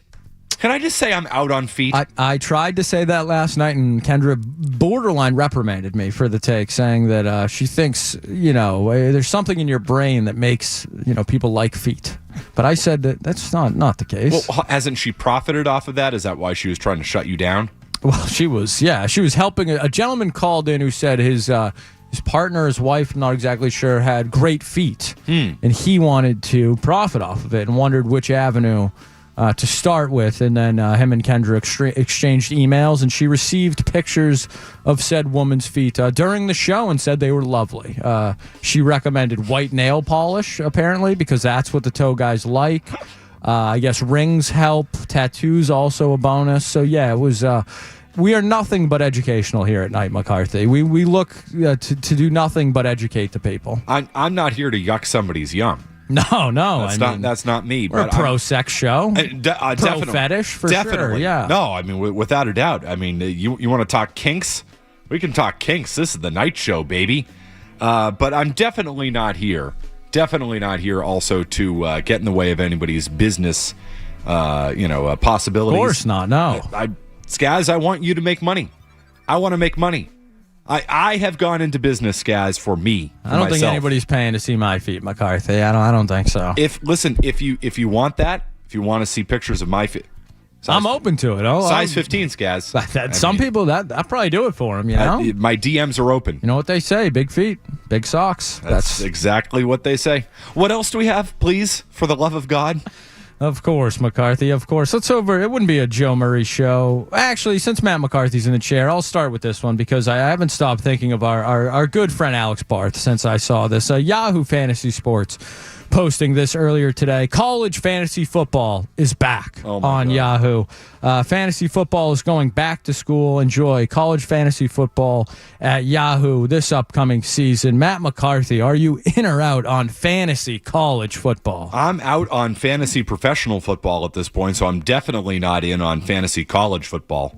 Good luck to Alex Barth, who, by the way, will start, I'm sure now that that's back, a punter league. Oh, you know he has a punter league for the NFL. Oh, I'm well aware of Bar's punter league. It's hard to ignore at this point. The man is a savant when it comes to picking punters.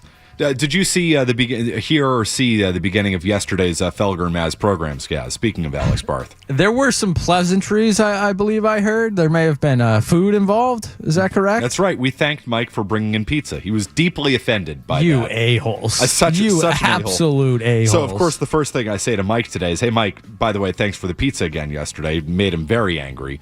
I said, this will teach you to do something nice for me. I did get a text from Alex Barth tonight. It's a picture of pizza, and he said, thanks for the pizza. He's got it. Mike, very upset. You guys, you can't step on that first segment, you know? God, no. The people that are just waiting for this fire takes to come out. How dare you thank a man for his pizza? And I like that he had to let us know that he didn't go out of his way to get that pizza. It was simply, he wasn't actually doing anything nice. It was simply that he had to spend the money. He did. You know, he had to. Fancy club. So you're right. It's kind of like, don't thank me. You don't deserve anything, you small-time rube. You had to sneak that in there. He did. You know, it was from the country club. I didn't, we got to spend the money. We got to. I mean, I should have known when it came in the, the nondescript brown box. Of course. Because where do you find that anyway? It doesn't matter what pizza joint you go into, you're going to get the world's best ingredients box. Of course, yeah, tomato right on it. There are about 3 different pizza boxes out there. We should do some investigations as to where all these That's a good monopoly to get into right there. We got a pizza box monopoly. Yeah, what's going on there? So the fact that you have a non-logo nothing, I did not get. That was no world's best ingredient pizza. That was fancy, high class snob pizza. That's what that was. Skaz, anything else on this or that? Not this or that. In or out. Oh, what show am I doing? It was contentious today. Jaws versus Jurassic Park. It's tough I want to do that. All right, McCarthy. Let's see. What else do I have here? Let's do one more. One more. Why not? Let's head over to Dairy Queen. Wouldn't be a Joe Murray show if we didn't do at least a little food talk. Dairy Queen has announced officially 3 new Blizzard flavors. Yep. They are as follows, Matt McCarthy. Are you in or out on a new Biscoff cookie? Yes. Blizzard? Oh, my God. Don't you love a good Biscoff cookie on a flight, too? Perfect place for it. It's the only time I ever get them, to be honest with you. Yes, 1,000. That sounds tremendous. Look out, North Attleboro. Here I come. Dairy Queen Route 1, baby. You'll see me in there eating that Biscoff. That's awesome. In. All right. The DQ is also adding a strawberry angel food cake Blizzard treat. Out. Keep strawberries away from desserts. Out. Except chocolate-covered strawberries. Those are all right. In on that. And it is the return of the cotton candy Blizzard treat. Not for me, but out of respect for what cotton candy is, in. I'm in for you. Not for me, but for you, the people. The man of the people, Matt McCarthy. I was looking after you. Thank you. You know what? You're welcome. We'll continue. It's the Joe Show. McCarthy in for Joe. More Joe Murray coming up on the Sports Hub.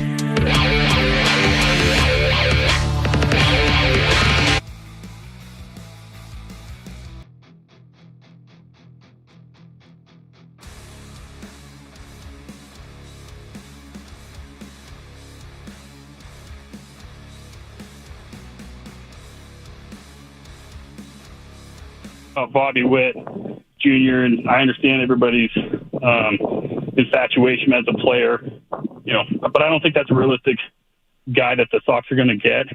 What do you think about the Sox going after Zach Neto? I mean, it's a hell of a lot less sexier than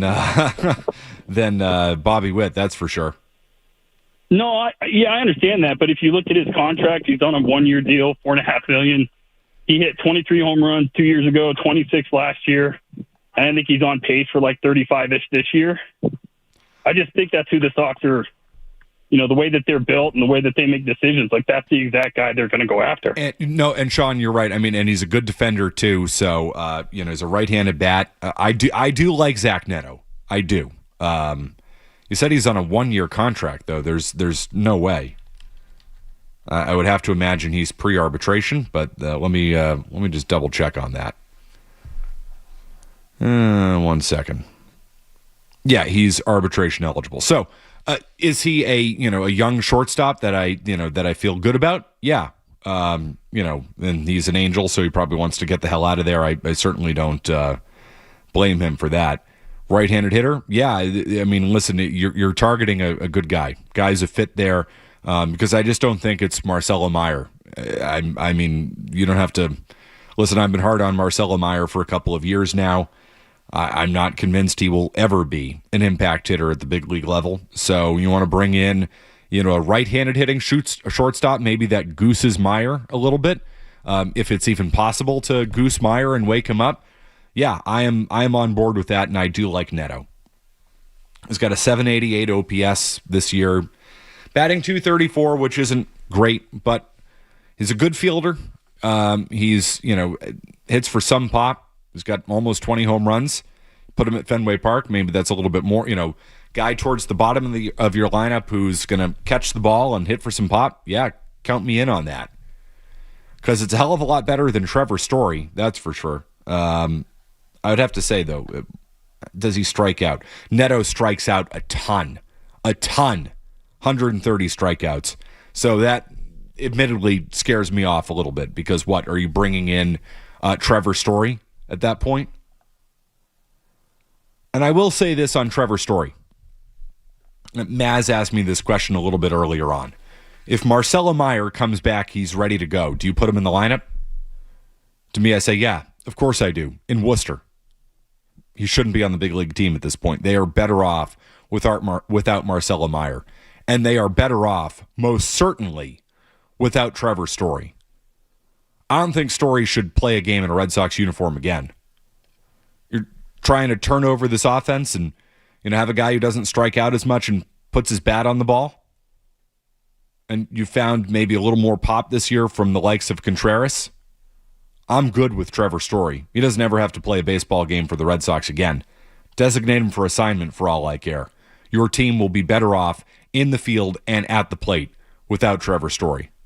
I have no interest, none, in him playing a baseball game for them for the rest of this year, especially with how they're playing right now.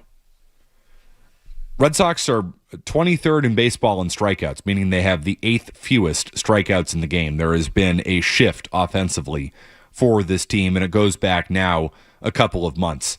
And one of the reasons why they're not striking out as much, which is their only hope, is that they put their bat on the ball because they don't have a lot of guys who hit with any type of authority. But their only hope is to be able to play small ball, put their bat on the ball, and do it in more of a Milwaukee Brewers, Tampa Bay Rays kind of style. You will not do that with Trevor Story anywhere near your starting lineup. He can't play again for this team.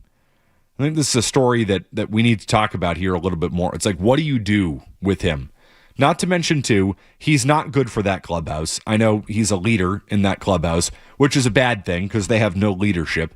So, Story, was a Cora guy. I think we've done well by purging some of the Cora people in the organization. Why stop with just a coaching staff? Why not extend that to the players? And they've got something good going on in that clubhouse right now, it feels like. Guys are, rowing in the same direction. Earlier in the year, you're getting, reports and rumblings and chatter about a division between the old guys and the young guys, the veteran players, and, the less experienced players. Now you got a better thing going on because Anthony's been shipped off to Timbuktu. I mean, baseball Siberia in Fort Myers. Literally the exact opposite weather, but I mean, that is the equivalent of sending somebody to the sports gulag. Like, bye, have fun. Why don't you think about what you've done? He's basically a baseball political prisoner down there. That is a punishment if I've ever seen one with Roman Anthony. So he's off in Fort Myers. Marcelo Meyer, Lord knows whether he's around the team or not, or hanging out in the Seaport. maybe, crying that his best buddy, his best friend in the whole wide world has been sent down to Fort Myers and he has not been sent there. So you have some of these bad influences out of the clubhouse, these young players who don't take things all that seriously. I think that's pretty apparent. And, they're gone. They're out of the mix. You got, guys up from Worcester who are grinding a little bit. You have the manager up from Worcester. He's got the team grinding a little bit. I'm not introducing any of the factors that help bring this team down in the first place. Trevor Story being one of them, Marcelo Meyer being the other. So you want to talk to me about going out and trading for a right-handed infield bat? Yeah, sure, I'm in. Because that increases the likelihood that Story and Meyer don't play for this team in any meaningful baseball games moving forward. Meyer has something to prove, and it's not going to be here. It's going to be down there. Anthony has something to prove. It's going to be in Fort Myers before he works his way back here. And Trevor Story has proven to me who he is. Bye-bye. See you later. I'm good with that experience. 617-779-0985. When we come back, let's talk some World Cup. Michael Raimondi from Boston 25 will join us, one of the true soccer authorities in town. Looking forward to talking about today's game, U.S. men's national game, the remainder of the World Cup, and there will be some tremendous games coming your way over the weekend here and through the end of next weekend, which will be the World Cup final, which to me is shaping up to be. I mean, if you get an England-France World Cup final or a France-Argentina World Cup final, that would be something else. We'll continue. It's McCarthy in for Joe on the Sports Hub. Don't go anywhere. There's more Joe Murray. On the way on 98.5 The Sports Hub.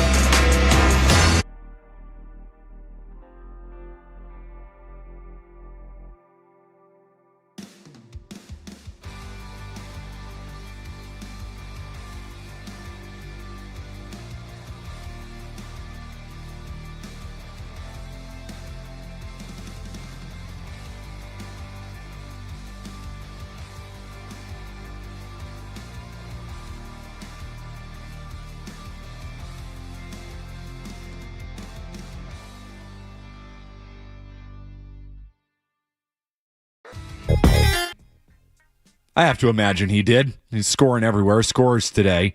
20 goals in 20 World Cup games, which is just ridiculous. As the World Cup has come to an end here in Boston, it's coming to an end about a week and a half from now at MetLife, as we'll have the World Cup final on the 19th of July. And to talk World Cup with you, we go to the Volkswagen Dealers Expert Hotline. Michael Raimondi from Boston 25, who's been all over the World Cup as one of the true soccer authorities in the market. Michael, I'm glad we're finally getting a chance to talk some soccer together. Good to have you on, my friend. Hey, Matt, absolute pleasure to be on, man. I mean, this has just been an awesome experience. So glad to hop on with you tonight.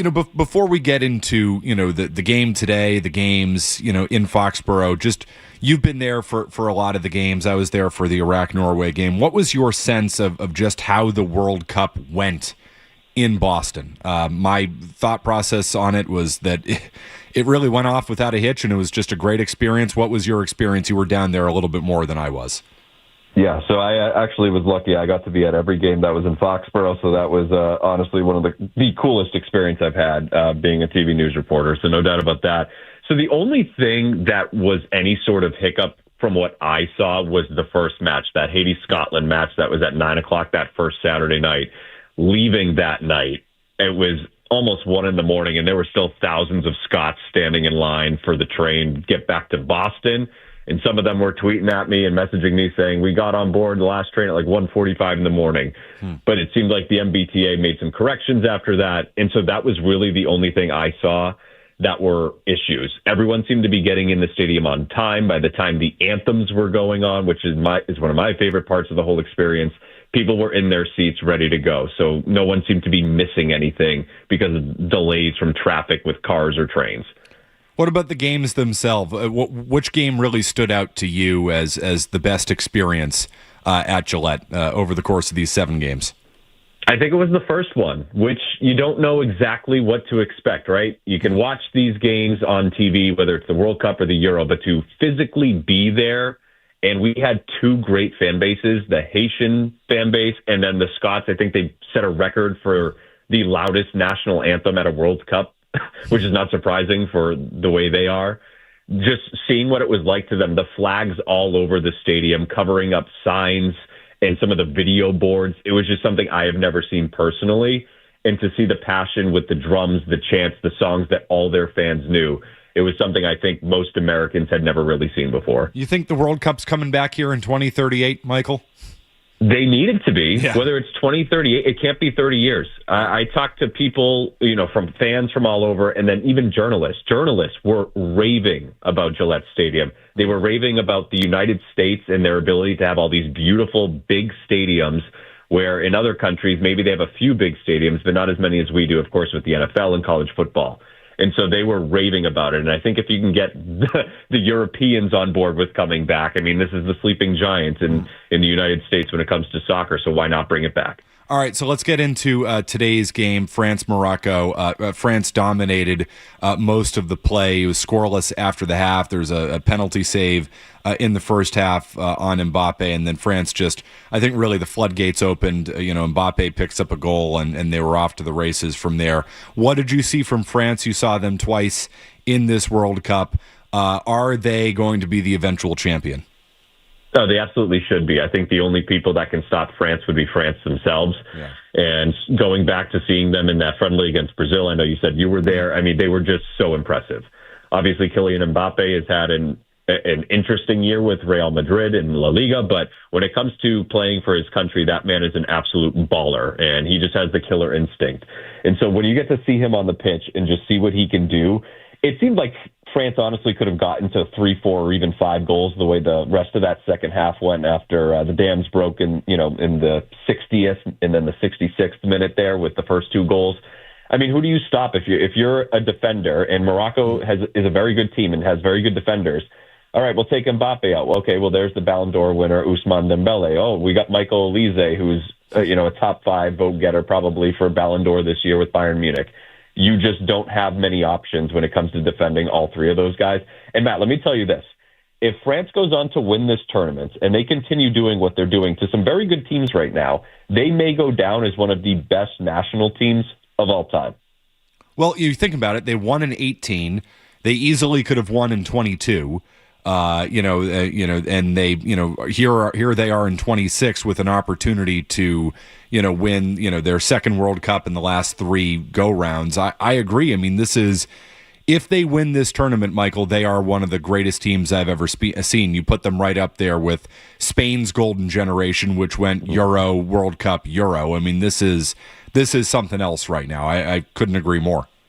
Yeah, when I talked to some of the fans leaving, Moroccans are obviously disappointed with their team's effort. They were at least hopeful, to keep it somewhat close or be somewhat competitive. And honestly, by the end, it really wasn't. I mean, France just kind of had their way with Morocco today. And talking to some of the French supporters, they're like, this was the proof that if there were any questions about who the true top team was in this tournament, today proved that. Because France lost one of their friendlies right before the World Cup, and I think they dropped to 2nd or 3rd in the FIFA rankings, and I believe Argentina hopped up to 1. And it was just, I think for France, it's like, all right, when they're a team that shows up, like you mentioned, World Cup champs, World Cup final, should win the whole thing again. I mean, you're talking a span of 12 years there by the end of it, or 8 years. So, I mean, just it's impressive what they can do, and I'm not sure when it comes to national teams if I've ever seen an attack like this in my lifetime. I mean, Mbappe, Dembele, Olise, I mean, that is it's ridiculous when you really think about it. Who has the best chance to knock France off? I mean, I don't know what you make of the Spain-Belgium matchup. To me, the way I handicap that, Spain should win that game, maybe even comfortably. But maybe I've underrated Belgium the whole tournament. Is it Spain? Is it somebody on the other side of the bracket? How do you look at all of this, Michael? So I would say it's probably going to be Argentina on the other side, right? I think a lot of people today were saying, run it back. Let's do the final from 4 years ago, and let's get France and Argentina back in this. Honestly, so McCarthy, I'm a Portugal guy, grandfather's from Portugal, so Spain beating them, that was just the most frustrating game earlier this week. So when it comes to Spain, they're always solid. They're always good. I just don't know how good this team really is. And they haven't conceded a goal yet, so I guess maybe for the Americans, it's like we want to see goals. We want to see scoring. So that's maybe, I don't want to take their defense lightly, but I don't know if they can score enough to keep up with a team like France, who's really going to probably score 2 or 3 on everyone else they face. the rest of the way. So I think you're looking at the other side. Can Norway be a dark horse team to maybe beat England, or can England finally take that step and get to the final and actually win this thing too? So I don't think Spain or Belgium really have a chance. It's going to be whoever makes it to that final. What have you made of England? It's been a little up and down. I mean, that was a ballsy win at Azteca, at altitude, in one of the toughest places to play in the sport, down a man for the final 30 minutes. You could also say Mexico just completely ran out of ideas on attack, which I certainly think they did. But I mean, it's just, they've been up and down. I mean, they couldn't break down Ghana. They had a good win against Croatia.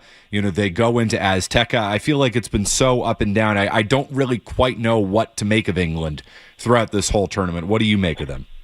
And they haven't really given you something consistent to be like, oh, it's obvious. They look like this or they're going to perform like that. I mean, they've just kind of been all over the place. That Ghana game, I was there for that one, and that was a frustrating watch for all the England fans who were there, no doubt about that. If I'm England, you need to get this win against Norway, because if Erling Haaland gets in there, and my God, he's been one of the most impressive players as well in this tournament, if he gets in there and scores a brace or something and you're going home, you got to be really feeling pretty poor. If you were in the quarterfinals before this tournament, you're going to be in the quarterfinals against Norway, you'd like your chances. But I think if England can find a way to shore up the defense, continue to score a couple goals as they have the last couple of matches here, if you can get to Argentina in that semifinal, England can beat Argentina, in my opinion. I don't think Argentina have been all that impressive in the last couple of matches.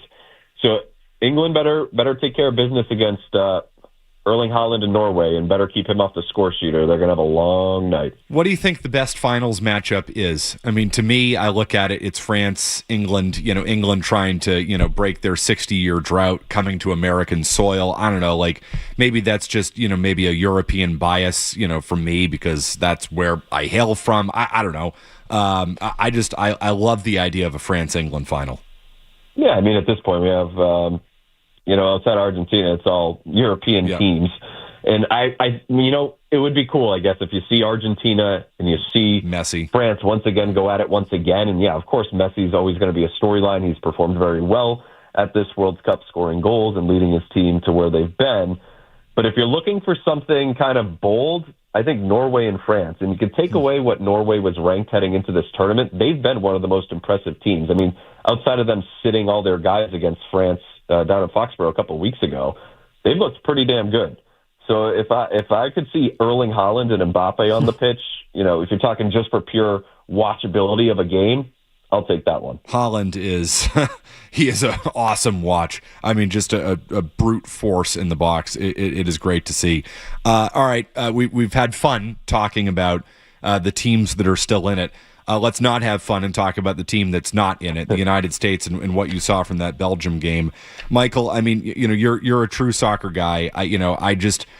I was stunned by how bad it was. I guess I shouldn't be stunned. It's the U.S. men's national team who, habitually disappoint and underperform. But I did not see that type of ass kicking coming. What was your reaction to that?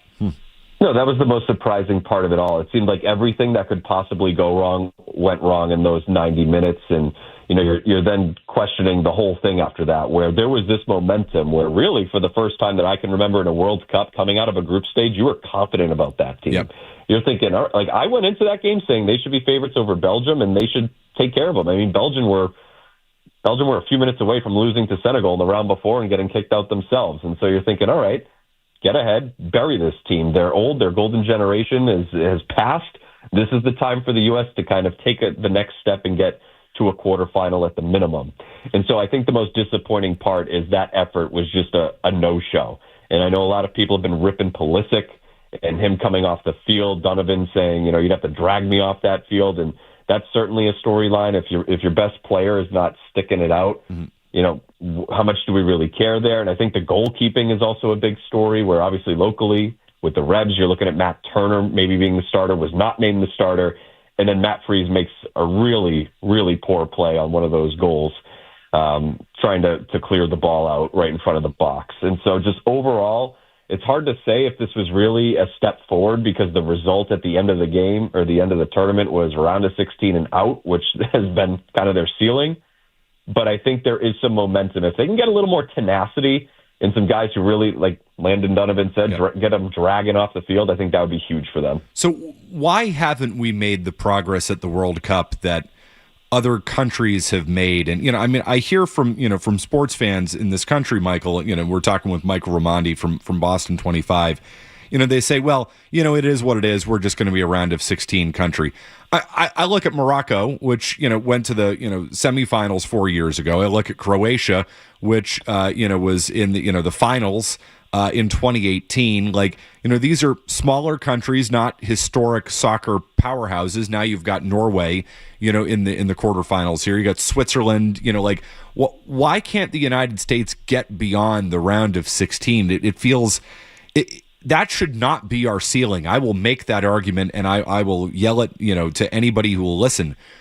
Our ceiling has to be and should be higher at this point. 4 straight World Cups where you exit in the round of 16, that is no progress whatsoever. Why do you think that is? And that's the most frustrating thing is you bring up a team like Morocco. Several years ago, they were ranked, I think it was 71st in the FIFA rankings, and look how far they've come over the last couple of big tournaments here. And so when you look at the United States, and there's always the conversation of, okay, well, our best athletes don't play soccer, and they play all these other sports. So it comes down to me of the youth system, and we've talked about, MLS has the youth academies. I've done some stories with the Rebs on their youth academies. And I just don't think it's nearly as good as what's happening overseas, especially in Europe. I mean, that's why you have countries with 10 to 15 million people having top 5 footballing teams in the world. Right. And so to me, it starts down there. And then I think once these players come up, and in my opinion, this was the most talented U.S. team that they put, at least on paper, with all these guys who are performing really well in big clubs, in big leagues, including Christian Pulisic, who maybe not the end of this year, but last year was incredible with Milan in Serie A. You need to start performing up for your national team. We're talking about Mbappe earlier. He didn't have a great club season, but look how good he has performed with France. You look at a lot of these guys, they had some good tournaments. Malik Tillman had a good tournament. Of course, Flo Balogun. But then when the lights were biggest there, a lot of guys seem to fade a little bit. And so do you need more experience as well in some of these big-time matchups? And do you just need to get that killer instinct? And I don't know if that's coaching, if they're just happy to be there. I don't know. I'd like to think that our athletes are not in that mindset, but something has to change from the bottom or from the top down. How much do you look at MLS and all of that? And I go back to a comment that Mauricio Pochettino made about the American sports culture rewards losers.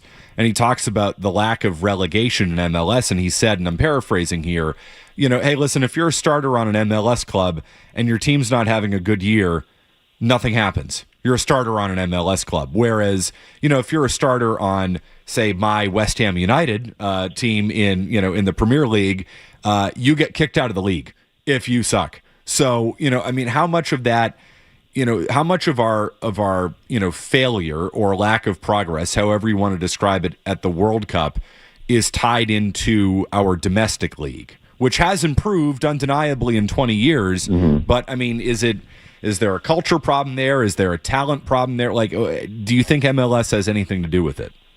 Yeah, I would say so, because while MLS has grown, and that's obviously awesome for people who love the sport here in the United States, we don't have Champions League teams. Inter Miami are the best thing the league's got going, of course, with Messi and some of his buddies down there. But they're going to get walloped by any team in the Champions League, whether they're in the EPL or in La Liga or in the Netherlands. Name your league. They are getting walloped by those clubs. And so while it's great that this is growing and it's improving, there's still a lot of work to be done when it comes to Major League Soccer. And so while we want the league to continue growing in that direction, it's still not there. And I think part of the problem with that is a lot of people here don't necessarily support their local club because we're used to the 4 major sports being right on our TVs, or you can drive to a game and go to a game. Whereas for the best soccer, you're looking overseas and you're going to get up at 7 a.m. and it's behind a paywall if you do or don't have it. And so when it comes to the United States, are you able to get these players overseas, which we're seeing more of, and that's great. But then can you get Major League Soccer where it gets to the point where even if it's not the entire league, but you do get a couple of teams that maybe could compete in some sort of tournament, maybe not the Champions League, but with some of the mid-tiers of some of those other leagues, that would be huge. Michael, great stuff. Really appreciate your insight on the sport. You are, again, one of the true soccer authorities in Boston. Your coverage of the World Cup has been great. I've been following along. Seriously, for those who have not been following along, check him out on Twitter, pretty much everywhere. Michael Raimondi, that is MRAIMONDI TV. Michael Raimondi from Boston 25. Good stuff, man. Let's talk soccer soon. Seriously, I mean that. Oh, awesome. Matt, I appreciate you having me, man. I'd love to come back and talk with you. Well, always happy to talk soccer with you, Michael. That is Michael Raimondi from Boston 25 joining us on the Volkswagen Dealers Expert Hotline. Skaz, I know you're a big soccer guy. We can continue the footy talk. We got Ian Cundall coming our way at 10 o'clock. Talk some Red Sox, talk some Sox prospects, trading deadline coming up. We got that, but it is a Joe show. We must muse. Skaz, you're my muse. We got a McCarthy's Musings coming your way next. We'll do that as we continue. Sports Hub headlines. All right, Red Sox wrapping up their series in Chicago with a sweep, 2-1 win today. They have a season-high 6-game winning streak. They head to New York to play the Mets. Final series before the All-Star break starting up tomorrow. Ranger Suarez placed on the injured list today, 15-day IL with a groin strain. Wilson Contreras had his suspension reduced from 7 games to 5 games. He began his suspension today. He will be eligible to participate in the All-Star game. Final match today in Foxborough for the World Cup resulted in a 2-0 win for France. They advance to the semifinals, beating Morocco. Goals for Mbappe and Dembele. France now awaits the winner of Spain and Belgium. And the Celtics today waived guard Delano Banton. That move gets them out of the luxury tax. Headlines are brought to you by Safety Insurance, providing comprehensive coverage for your auto, home, and business. Ask your independent agent about safety. I'm Matt McCarthy on Boston's Home for Sports, 98.5 The Sports Hub. Your next update, 30 minutes. You're listening to Joe Murray on 98.5.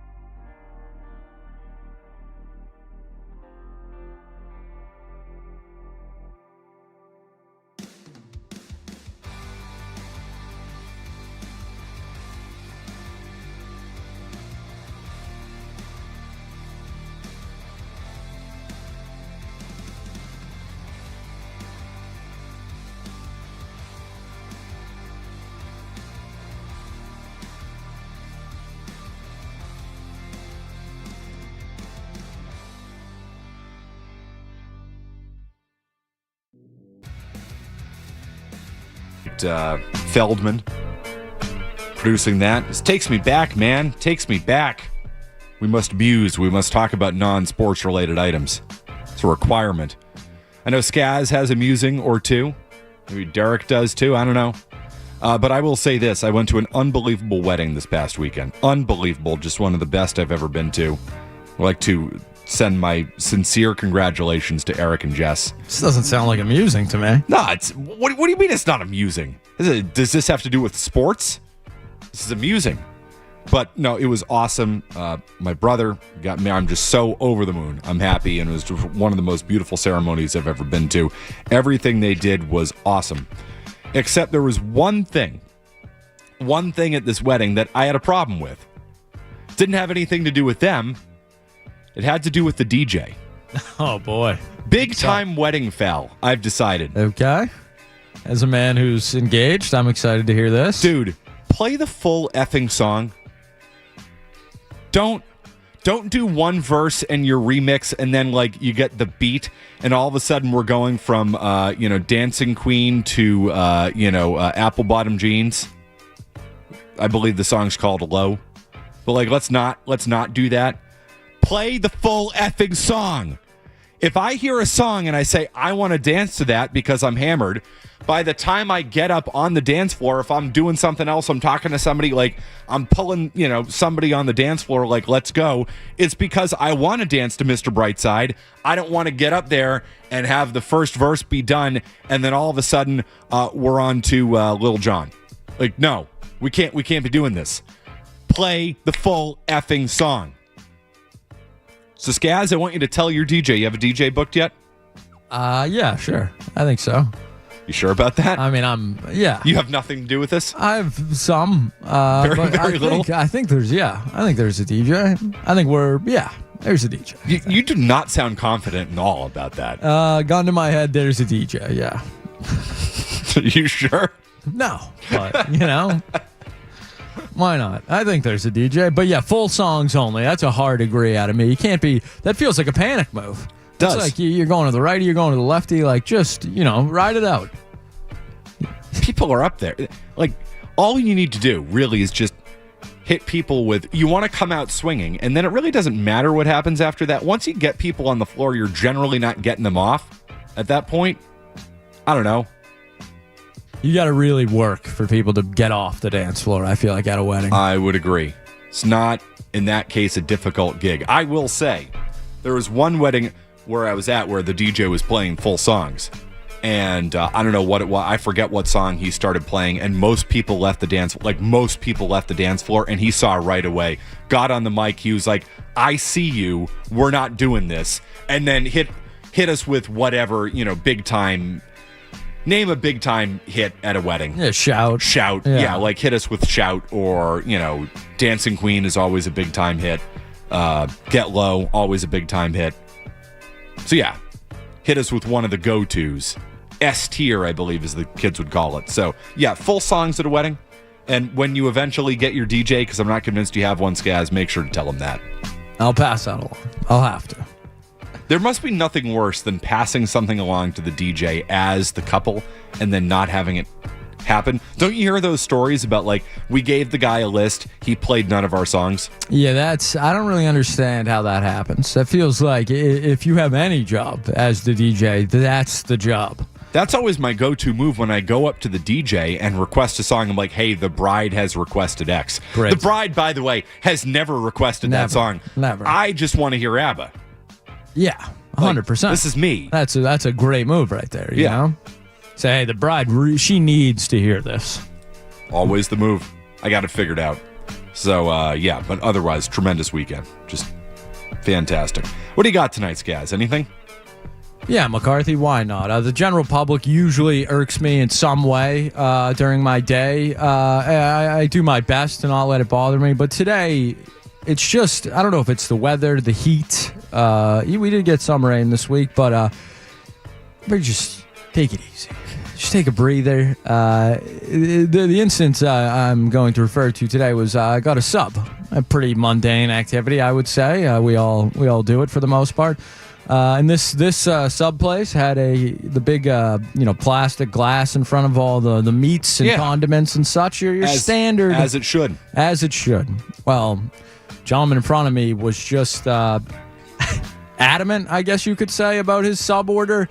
You want to talk about hovering. His belly was pressed up against the glass, both hands like on top of the plastic, just all up in their business. Quantities checked, toppings checked, rechecked, not happy with the amount of sauce or the right sauce. It's just, look, I get, wanting your sandwich to be right, but what could they possibly be doing to your sub if you stand 1 foot away? Isn't that one of the beauties of the sub? It's impossible to screw up. Exactly. Really? Like, I mean, what's the only thing they could really mess up on a sub? Like, too much mayonnaise? Sure. Not enough mayonnaise? Yeah. In the end, I feel like that's the one thing. Yeah, and they'll generally ask you, like, hey, can I have some mayo on that? Sometimes they'll look at, and I think you can interject there and be like, hey, could I have a little more, a little less? Thank you. That's good on the mayonnaise. Other than that, we're talking a BLT. They're going to put the amount that they always put on the BLT. The roast beef, you name it. Get your belly off the glass. That's a standard thing. Out on that. Yeah. You know where that would not have flown at D'Agostino's back in the day before they bumped out there in Winchester Center. You had to stand along the back wall. That was a system. You go in, you ask. No. They knew what they were doing. They always know what they're doing. And they'll get you in, they'll get you out. We got a line out the door kind of situation. You imagine that guy rolling into D'Agostino's. If you lived in that area, you know. You imagine that guy rolling into D'Agostino's on a Saturday afternoon. That would not have flown. We wouldn't have tolerated that. No, and I feel like you're bringing up a good point here where, like, a good sub shop, it's almost like insulting to interfere with their process of making the sub. They're artists. You give them the order, you get out of the way. Just let them do their thing. They know what they're doing. That's the thing about a sub shop, too. Like a real, authentic sub shop. They know what the hell they're doing. I think it was Derek who made this point. What is this, like the Chipotle-ification of our food processes? I think he was spot on. It's just people are now, you get to see how the cookie is made right in front of you, and everyone gets upset about their chicken portions or their carne asada portions, and now it's running rampant. It's an issue. You know what? I don't want to know what goes on in the kitchen. No, certainly not. As a man who's worked in kitchens, you certainly don't want to know what goes on back there. No, that's the beauty of it. You got anything else? Anything else on this Thursday night? Sure, McCarthy. You got another musing for us? Not really a musing, more of a general question. How old is too old to see a performer? Depends on the performer. Which is a terrible answer to that. I mean, listen. What's the oldest performer you've seen? Springsteen's probably like 77. The guy is still tremendous. He's unbelievable. I can't believe how good he is. I saw AC/DC in their mid-70s. That was too old to see AC/DC. Okay. Oh, my God, were they bad. So that was my next question. Have you seen acts that are too old? Oh, yeah, AC/DC. That was a horrifying experience. The only way I can describe AC/DC is the look on Beatles' face was the look of a man who had seen a ghost. It was jaw dropped, face aghast. And the only comparison, when was it Carl Lewis, right? Yes, singing the national anthem. There, yeah. And he says, "Stay with me now." Stay with me now. We needed a "Stay with me now." About 30 seconds into Back in Black, it's like, oh boy, that's tough. I did not stay with them. We were gone after about 10 songs. That was a rough night. I bring this up because I had a friend see Bob Dylan last night, who was 85 years old. He said because Dylan was never really known for singing, the show was fine, but he didn't play any hits. He played like 2023 Bob Dylan, which to me sounds like one of the worst shows you could ever go to. No offense to Bob Dylan, a great writer of music, but I would never want to see him perform new music at this point. So that's why I asked, like, if I had the chance to go see like McCartney or something at this age, I'd probably still go do it, but there's got to be a point where like it becomes sad. That's a Bob Dylan thing though. That's not a he's 85. He was never great. He would have done that to you at 35. He would have been like, "Hey, F you. I'm going to do the show I want. I don't like you." And that's Dylan. So I don't know. If you get the chance to go see McCartney, go see McCartney. You get a chance to go see Springsteen, I'll tell you, the man, still throws 96 on the black. He's still taking his shirt off? He'll still rip it off. Yeah, every once in a while. He doesn't do the knee slides anymore. He stopped those in his about late 60s. I think that was a wise move, I think. His knees are shot. He's not moving around. You shocker, 50 years of knee sliding across the stage. Now all of a sudden the knees are problematic. Yeah. But no, I wouldn't say that's a Bob Dylan thing because he's 85. That's not a too old to see Bob Dylan. I'd go see Bob Dylan just to say I saw Bob Dylan. Next Thursday. Really? I believe so. I think he's coming to town because I looked out of just curiosity. I believe it is next Thursday. Where's he playing? Mansfield? I don't think it's Mansfield, but maybe. I'd say it was the Pavilion. Oh, really? Bob Dylan, Boston, 2026. Leader Bank. I might go to that. There you go. You want to go? I'll probably be right here, Matt McCarthy. Sure you don't want to go see Bob Dylan play a whole bunch of stuff from... Songs I've never heard and will never hear again in my life. $67 to get in? Masters of War is a good song. I always like that song from Dylan. I wonder if he'll play that. Yeah, I might go. I know what I'll definitely do. Talk to Ian Cundall from Baseball America. Coming your way after this. Stay tuned. More Joe Murray coming up on the Sports Hub.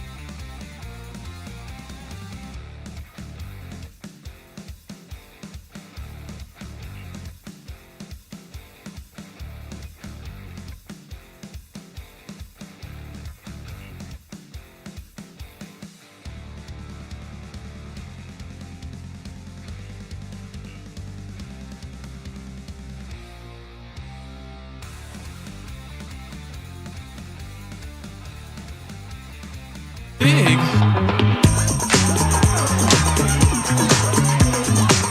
All right, we have prospect news, prospect rankings, which is the only thing we talked about with the Red Sox for years and years and years. And don't get me wrong, as somebody who's spent time in the minor leagues and loves that stuff, I enjoyed it. And then it turns out all the prospects came up to Boston and they were all highly touted and they all sucked.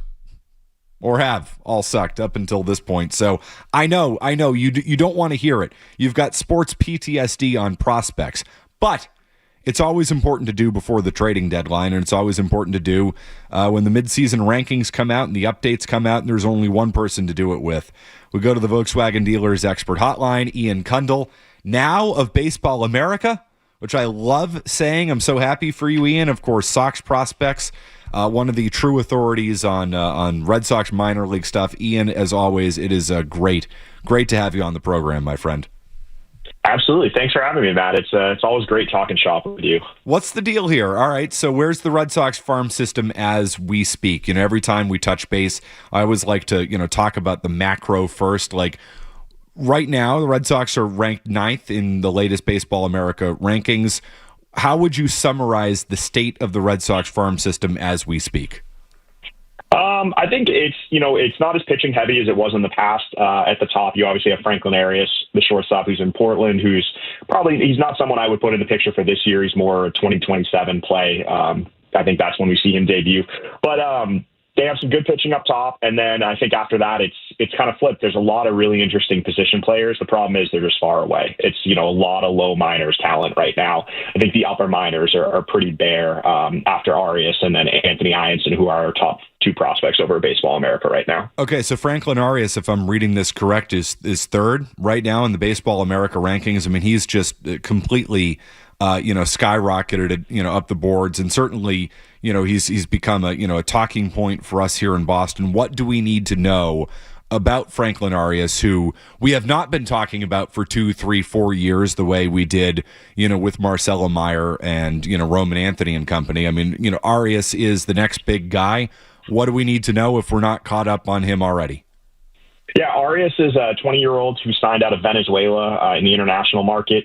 He's progressed pretty fast, actually. He's up in AA already, moved through 3 levels last year, and he's always been known for his glove and his contact skills. It's really high-end contact ability, puts the ball in play, sometimes to his detriment. He's a little bit of aggressive approach, but his bat-to-ball skills are so good that he makes it work. And this year, he's really added power to his game. His exit velocities, his impact ability have really increased. He's up to 17 home runs this year. In his career prior to this year, he had 18 total.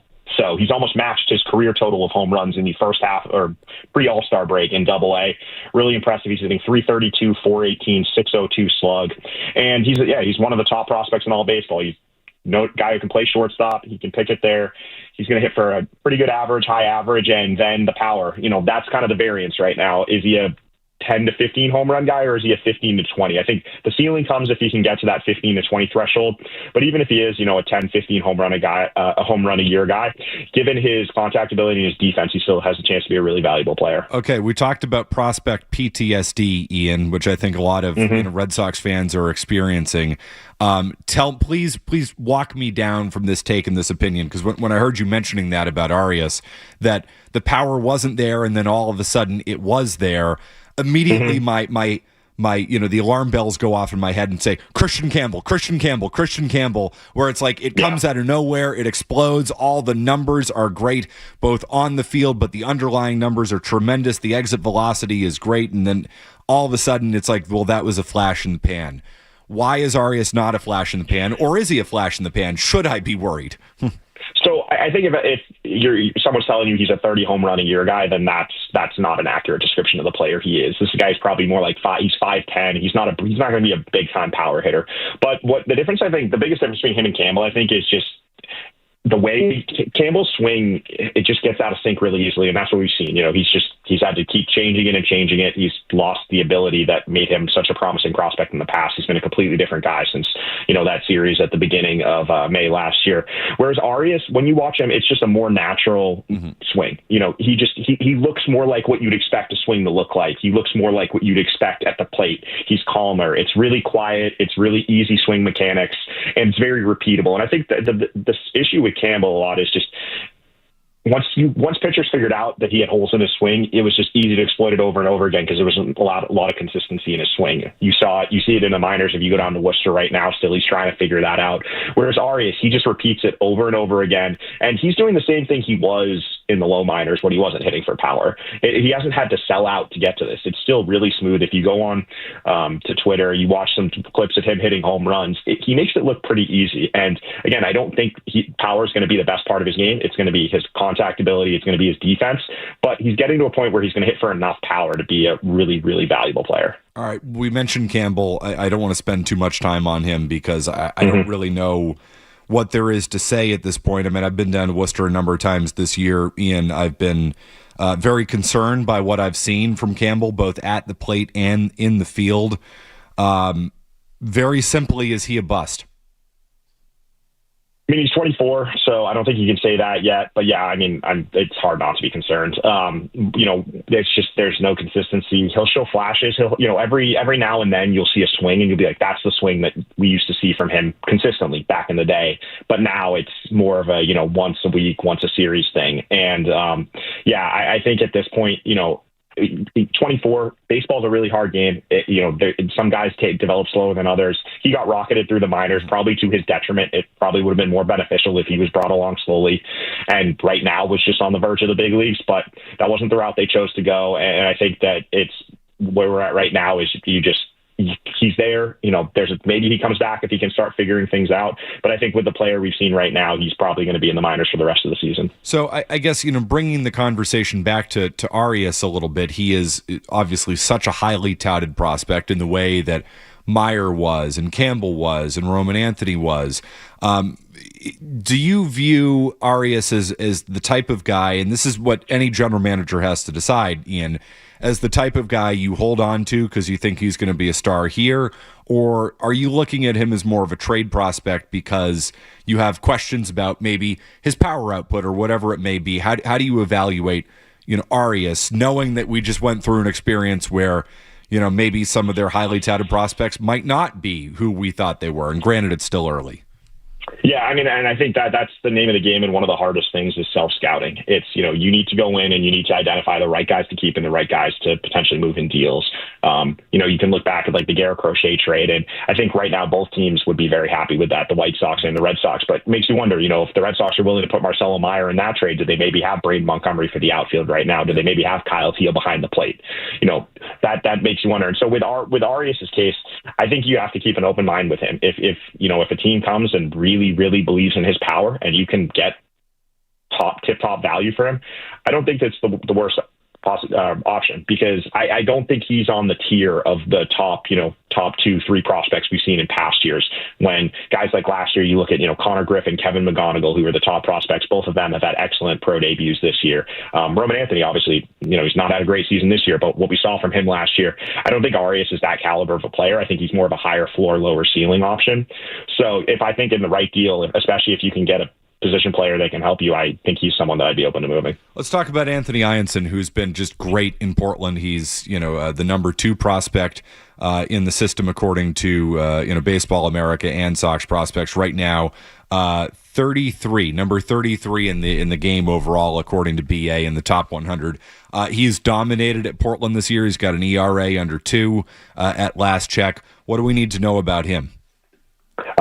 He just really knows how to pitch. Fastball is like 92 to 95. He showed more velo in the spring, hasn't really maintained that, but he can still be really effective at 92, 95 because it's a very polished arsenal. He's got 4 secondary pitches, 3 of them curveball, slider, and splitter that he had in college, and they've all taken a step forward. They all can miss bats. They all play really well off each other. He's a very north-south pitcher, and the Red Sox knew that, and they've added a cutter to his arsenal this year to give him an east-west component, and the cutter is something it's coming along slowly, and I think that's you've seen some control trouble in Double-A a little bit. He's got 17 walks in 35 innings after only walking 3 in 20 innings in High A. I think part of that stems from just kind of switching up his usage to integrate that pitch more. But if he can add that, he's a guy with 5 pitches, that can miss bats, throw strikes. It's a really easy recipe to envision a mid-rotation starter in the future. Is he going to spend the rest of the year in Portland? What's the plan there? Yeah, I don't think he's on the Tolley timeline. I think he's someone that probably spends the majority of the season in Portland. They have been keeping his innings down though. I think they've learned from what happened with Tolley last year, where he kind of ran out of gas at the end of the season. So they've been really careful. He's only thrown 55 2/3 innings so far after throwing 108 last year. So he's got plenty left in the tank if they really wanted to be aggressive. But I think for now, especially because they have some other arms in the Portland rotation who probably need to get up to Worcester before him, I think that it's likely he spends the majority of the season in Portland before maybe a cameo in Worcester at the very end of the season. Ian Cundall, Baseball America, of course, so long at Sox Prospects, joining us on the Volkswagen Dealers Expert Hotline. Has been covering the Red Sox farm system forever. I'm not calling you old, Ian. I'm just saying that, you've been doing this forever, which is good for us. You guys over at BA have 3 Red Sox prospects in the top 100. We've talked about Arias. We've talked about Ianson, and now there's Kyson Witherspoon, who's in the lower minors. He's number 94 in the top 100. 100. The stats aren't there. This is more of a projection. I think he's got about a 5 ERA in the low minors, so I guess that concerns me a little bit. But what do we need to know about Witherspoon? Yeah, he was our first-round pick out of Oklahoma last year, and he had a pretty slow start to his pro career. He was trying some new things. I don't think those really took that well. He's kind of made some changes with his arsenal and some kind of going back to what he's used in the past. And the last couple of months have been much better. He's really found the fastball was kind of abandoned him early in the season. That was the biggest issue; just wasn't missing bats with it. And I would say like around mid-May it started to shift, and since then he's really reestablished himself. I don't think the ceiling is that high just because this is another guy. He's, 6'2", 200 pounds.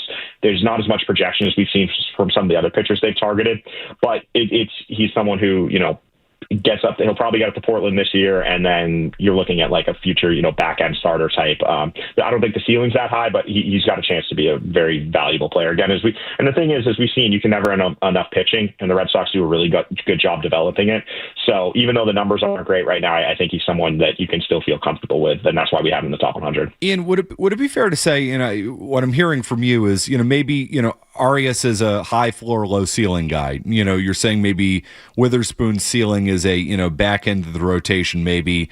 Ianson is a little bit higher, but I'm not hearing from you that, well, they have the next Roman Anthony, they have the next Peyton Tolley, who, might have top of the rotation stuff. Is it fair to say that the Red Sox don't or shouldn't have an untouchable player in this system right now? They don't have that true blue chip guy at this point. Is that a fair assessment from this conversation? Yeah, I think so. I think the blue chip guys have matriculated up to the majors. That's what you've got. Peyton Tolley's up there. Roman Anthony's up there. Even Jake Bennett's performing like a blue chipper right now. I think long term, he's more like, high end. Your best case, you're looking at a 3, he's probably a 4. But if that's the outcome, that's a great trade for Craig Breslow. And the stuff that he's done this year, ever since he came up for that first start, since he went back to the minors, they kind of tweaked his breaking ball. He added a second one. He's been fantastic. And the Red Sox pitching development is really, really good right now. And they've been able to elevate guys of very different kind of backgrounds, different types of pitchers now. And that's really encouraging to see because there wasn't that time where it was really very left-handed centric, big left-handed bodies. But Anthony Ianson, Kyson Witherspoon, they've got some guys now that are kind of in it from a different vein. And so it's nice to see that they're branching out in that regard. All right. Again, Ian Cundall joining us on the Volkswagen Dealers Expert Hotline from Baseball America.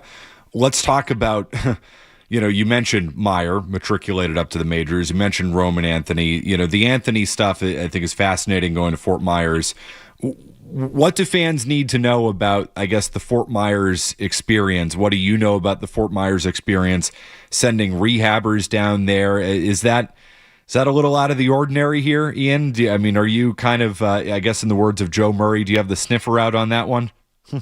Yeah, it definitely caught my attention. It seemed a little unusual. I think that, though, I will say, like, coming up through the minors, there were no concerns about Roman Anthony's work ethic or any of his makeup or anything like that. Like, if that's what's happening right now, that's a new development. This was not an issue ever through the minors. And I think that, regardless of why he's down there, it sounds like if the Red Sox feel that's the best place for him to continue his development, I think it makes sense. What was happening with him up in Boston right now? He wasn't playing. So if you're going to get him down there, he can focus on baseball only. I think that's probably the best thing. And with the goal to get him back as soon as possible, because you look at this team right now, what are they missing? They're missing Roman Anthony of who we thought he could be.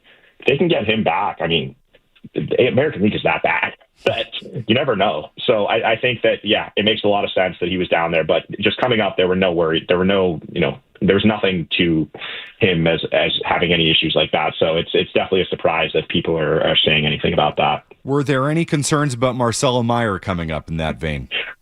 I think what Sean McAdams said is true. And that's something that, if under the surface was definitely there, went throughout the minors too. You look at his games played total, he did not play very much throughout. And when he was on the field, the performance was pretty inconsistent. So yeah, I think what Sean McAdams wrote a couple weeks ago was definitely something that we heard throughout his minor league time.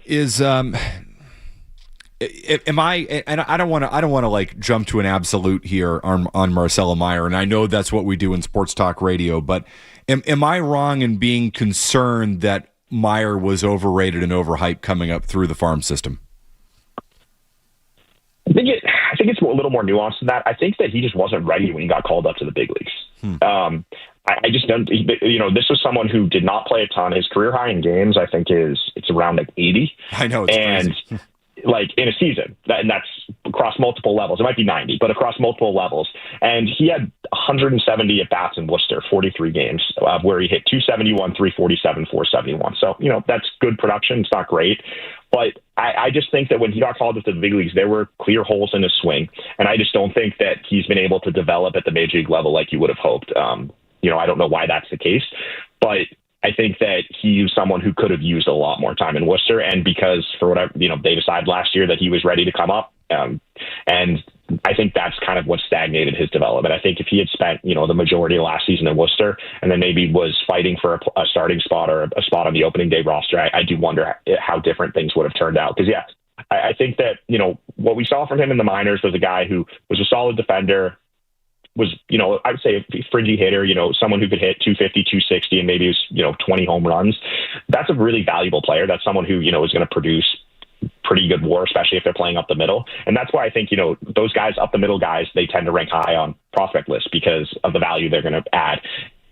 Is that the production you hope you would get with the fourth pick if you're a fan of the Red Sox? I mean, maybe you would hope for higher than that. But if he turns out to be, like a left-handed Dansby Swanson, someone in that vein, that's a great outcome for the Red Sox. As much as I think if from the fan perspective, that might be a little disappointing. Hey, Skaz, if this conversation hasn't been wonderfully nerdy enough, diving deep on the Red Sox farm system, which I am always happy to do with Ian Cundall, you ready for this? You ready for this one, Skaz? Get ready. It's MLB draft weekend. Let's go. Let's go. I mean, this is the type of stuff that Milliken and I and you live for, Ian. I mean, is there, not to say how do we preview the MLB draft, but what type of direction do you expect the Red Sox to go in? I mean, the last 2 years under Craig Breslow, it has been so pitcher heavy, which was the exact opposite of what Chaim Bloom did. Chaim Bloom hated pitchers. I believe that was one thing I once said on these airwaves, at least certainly in the top 100 of the draft. Are we expecting more of, the pitcher heavy approach? What are you expecting from the Red Sox as the MLB draft begins? Yeah, they're in an interesting spot because they have a much lower bonus pool than they normally would because they forfeited their second and fourth round picks for signing Ranger Suarez. So with the way the MLB draft works, it's different than all the other drafts. You can move money around between picks. There's no hard slotting system. So I would not be surprised at all if they went under slot with someone in the first round to try and be able to boost up the values of some of their later picks. Just intel-wise, in our latest mock draft, we have them drafting Taylor Rabe, a right-handed pitcher out of Ole Miss. We know they love their SEC pitchers, especially big ones. He's a 6'5" right-hander, and he's someone who he checks a lot of their boxes with his delivery. It's really good stuff. He was one of the breakout stars of the College World Series this year and has seen his stock rise considerably.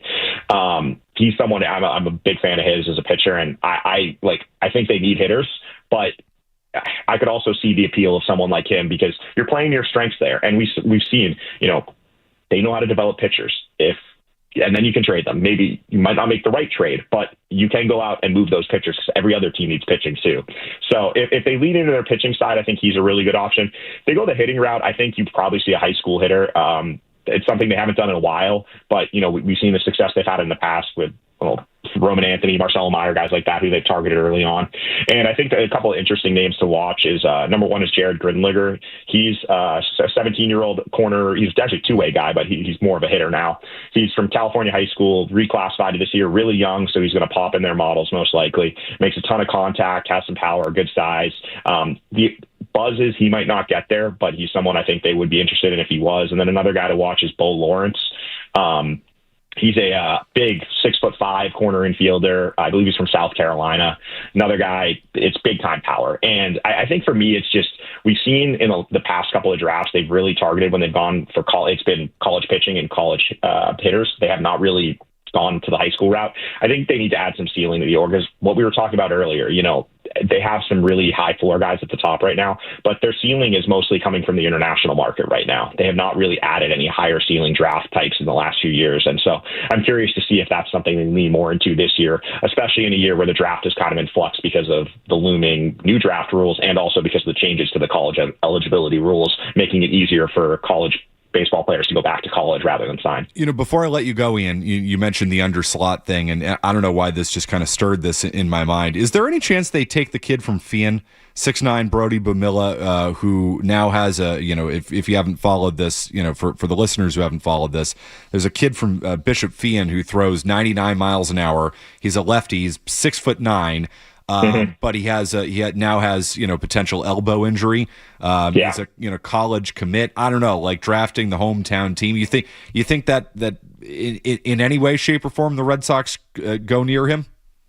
I mean, I think that it's more in play than it was in the past because I don't think he was someone that they would have taken at 20. Right. But because they haven't really targeted high school pitching in a while. Like the last guy they took was Conrad Kaysen 2 years ago, and he was kind of a two-way player, and he's barely played since he was drafted.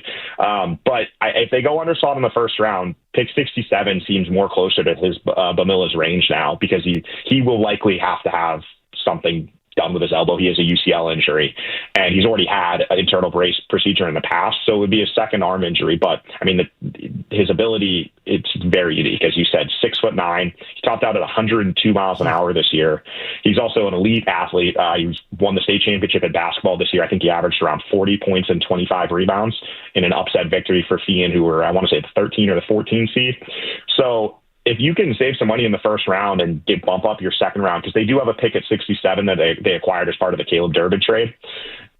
If you can get that bonus up into, a couple million, like 2 million, 2.5 million, I do wonder if that's more in play now in the past, because obviously he comes with a big time injury red flag now. All right. Hey, Ian, great stuff. I know you're busy. You got the draft coming up. Really appreciate you hopping on. Ian Cundall, Baseball America, Sox prospects, you name it. I mean, the authority on Red Sox minor league coverage. You're the best, Ian. Thanks a lot. Absolutely. Thanks for having me, Matt. All right. Always good to talk to Ian Cundall, who joins us on the Volkswagen Dealers Expert Hotline. We have a story that we need to get to. It is a terrifying, horrifying story. Skaz put this in the Slack channel today, and oh boy. Not good. Not good. We don't want this. I would not do this. There was a man who did something.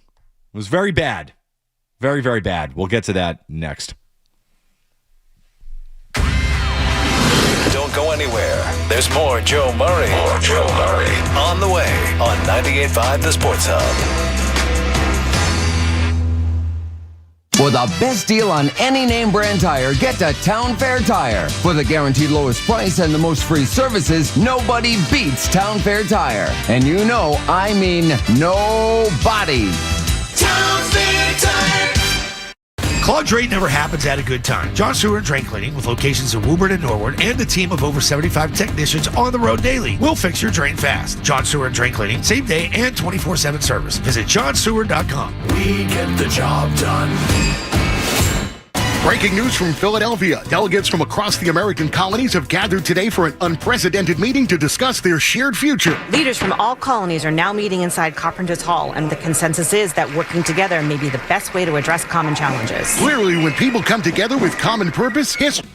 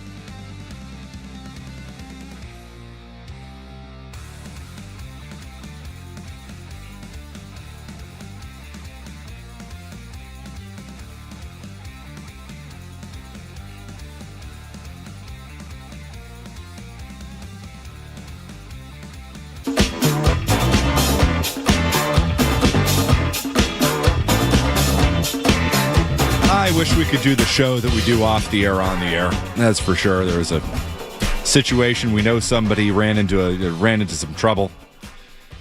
And maybe that trouble could have been avoided had he done something to himself to prevent him from making some bad decisions. But in the Department of Bad Decisions, we have a story, a terrifying story coming out of Indiana. I encourage you to listen carefully and just be prepared.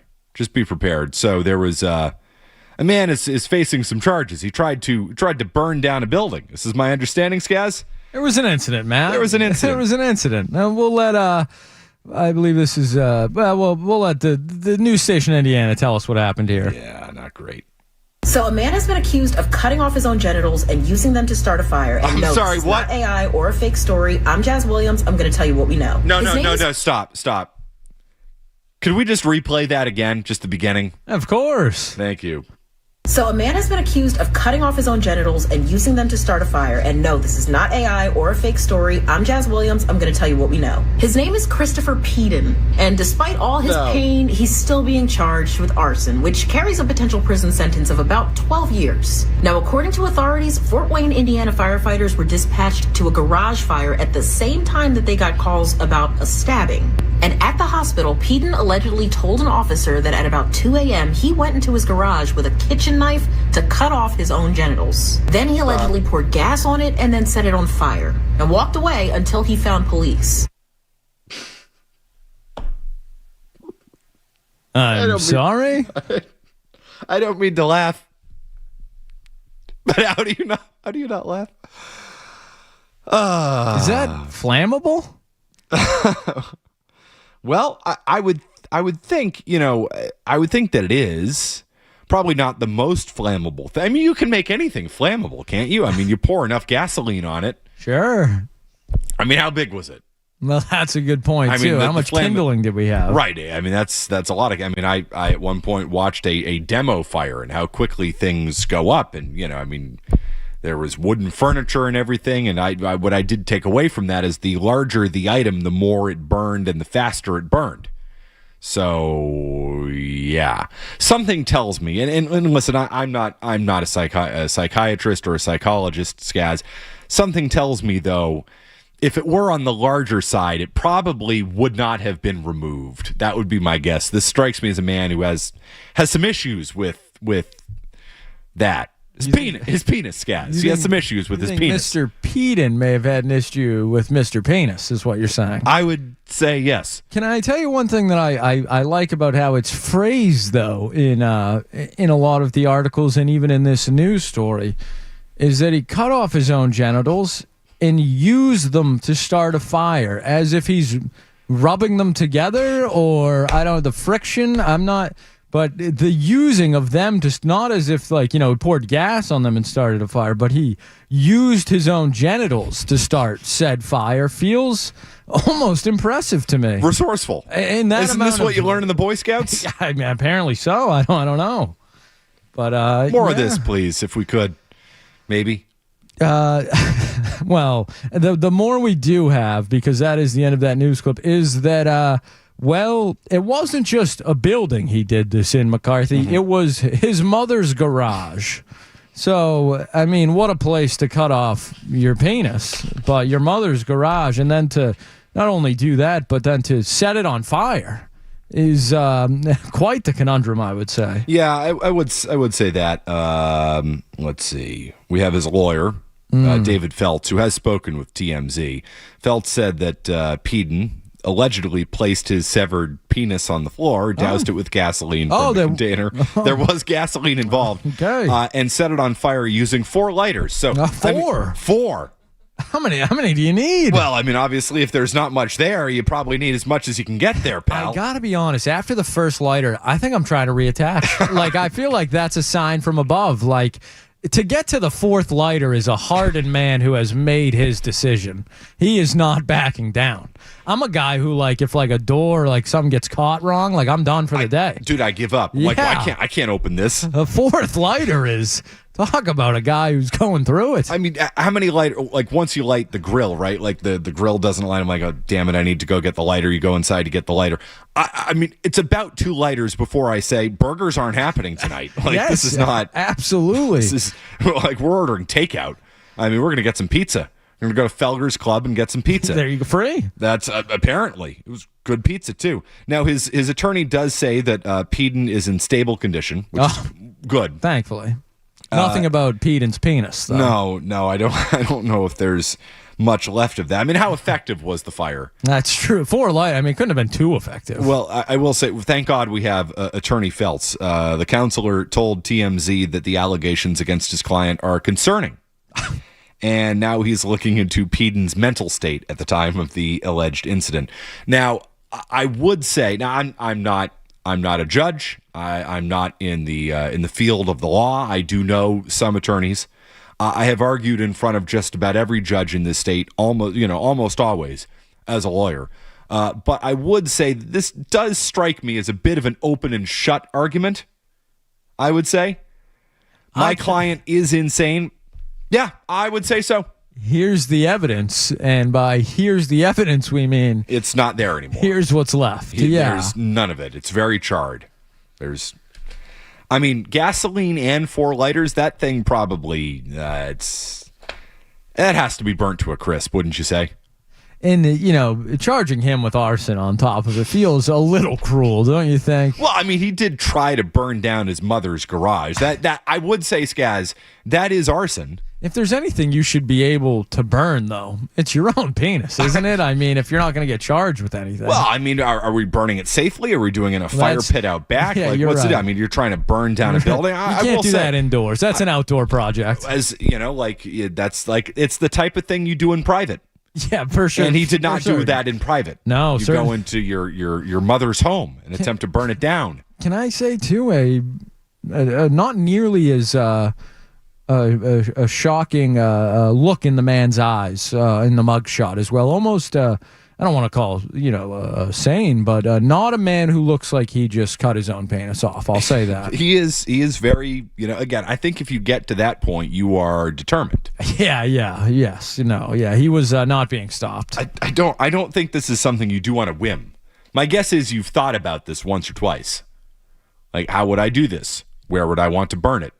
Do I just want to sever it and leave it there? I mean, I will say that probably is the most sterile way to go about, disposing of the body parts, the genitals, if you will. A kitchen knife?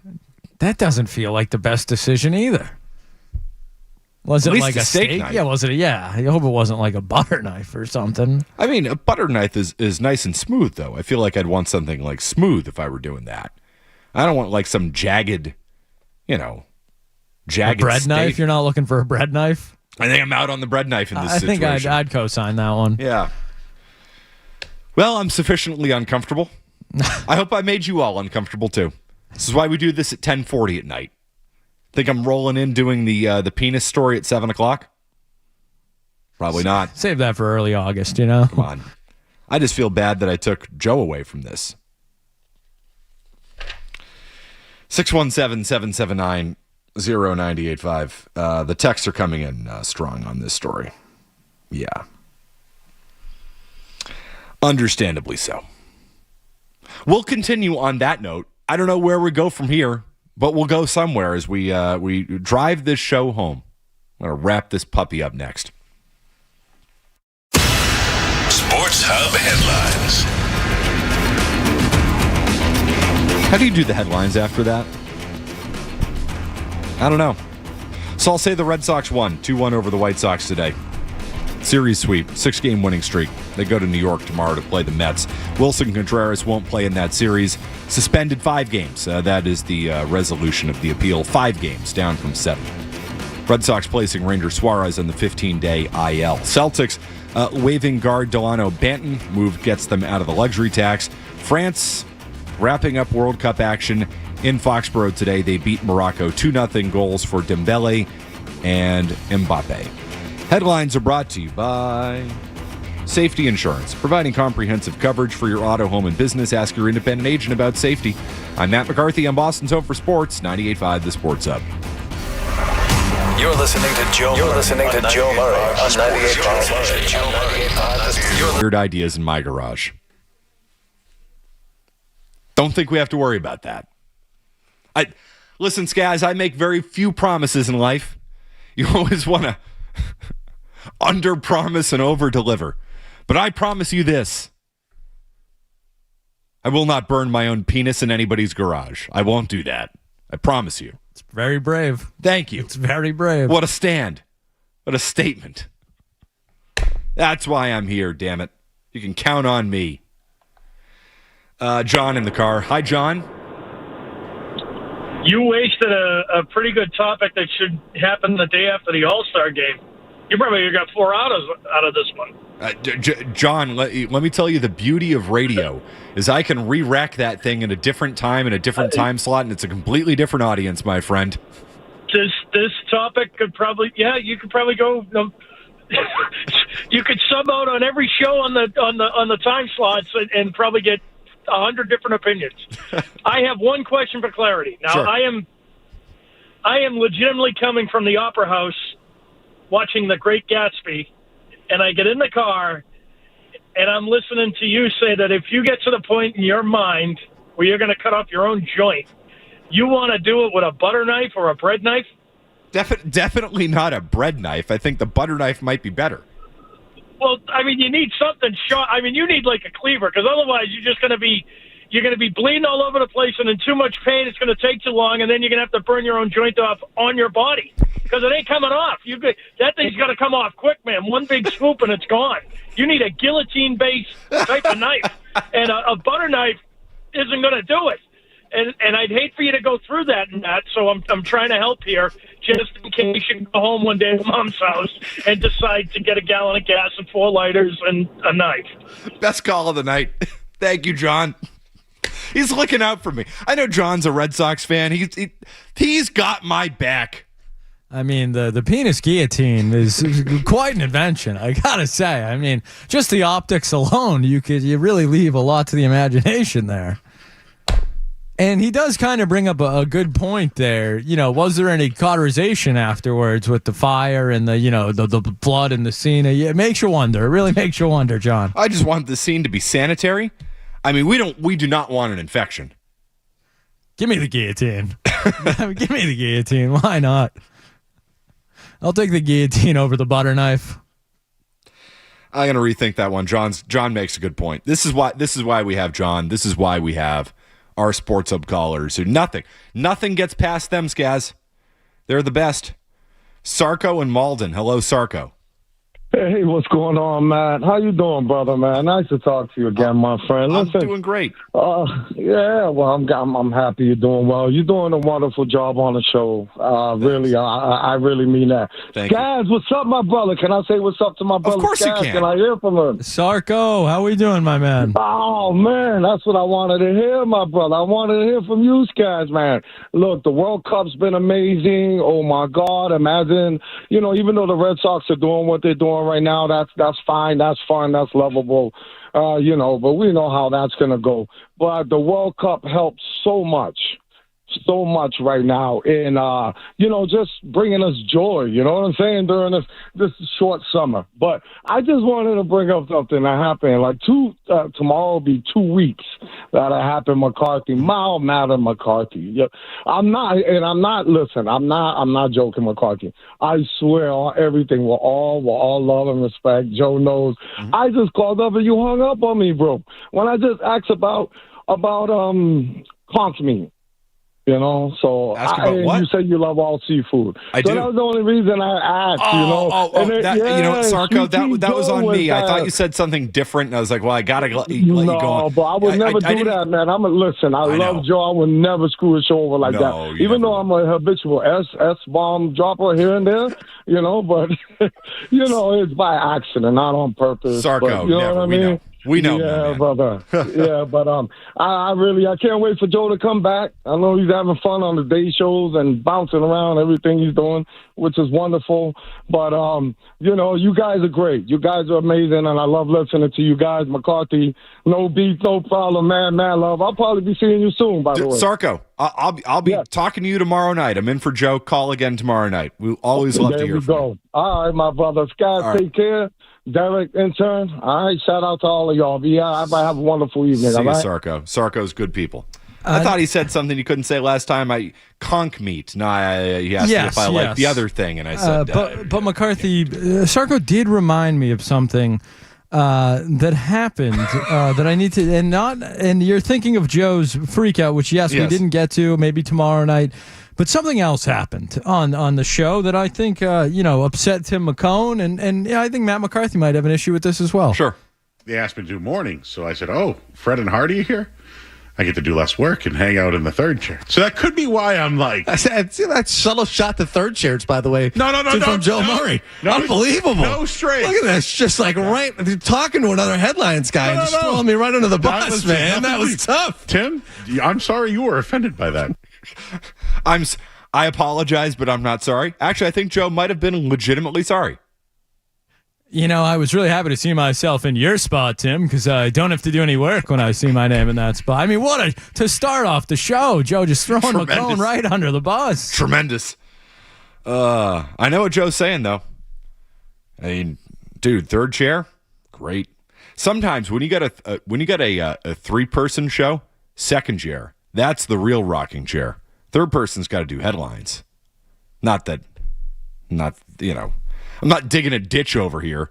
My grandfather built ships during the war, and I'm like, man, I got to read a sports hub headline. All right. Sorry about that, Papa. Sorry to disrespect your legacy like that, but, what are you going to do? Hey, you want to do this again tomorrow? I'll be here. Why the hell not? Derek, you going to be here tomorrow? That's a no from Derek. He's had enough of this. I'm Matt McCarthy. Talk to you tomorrow.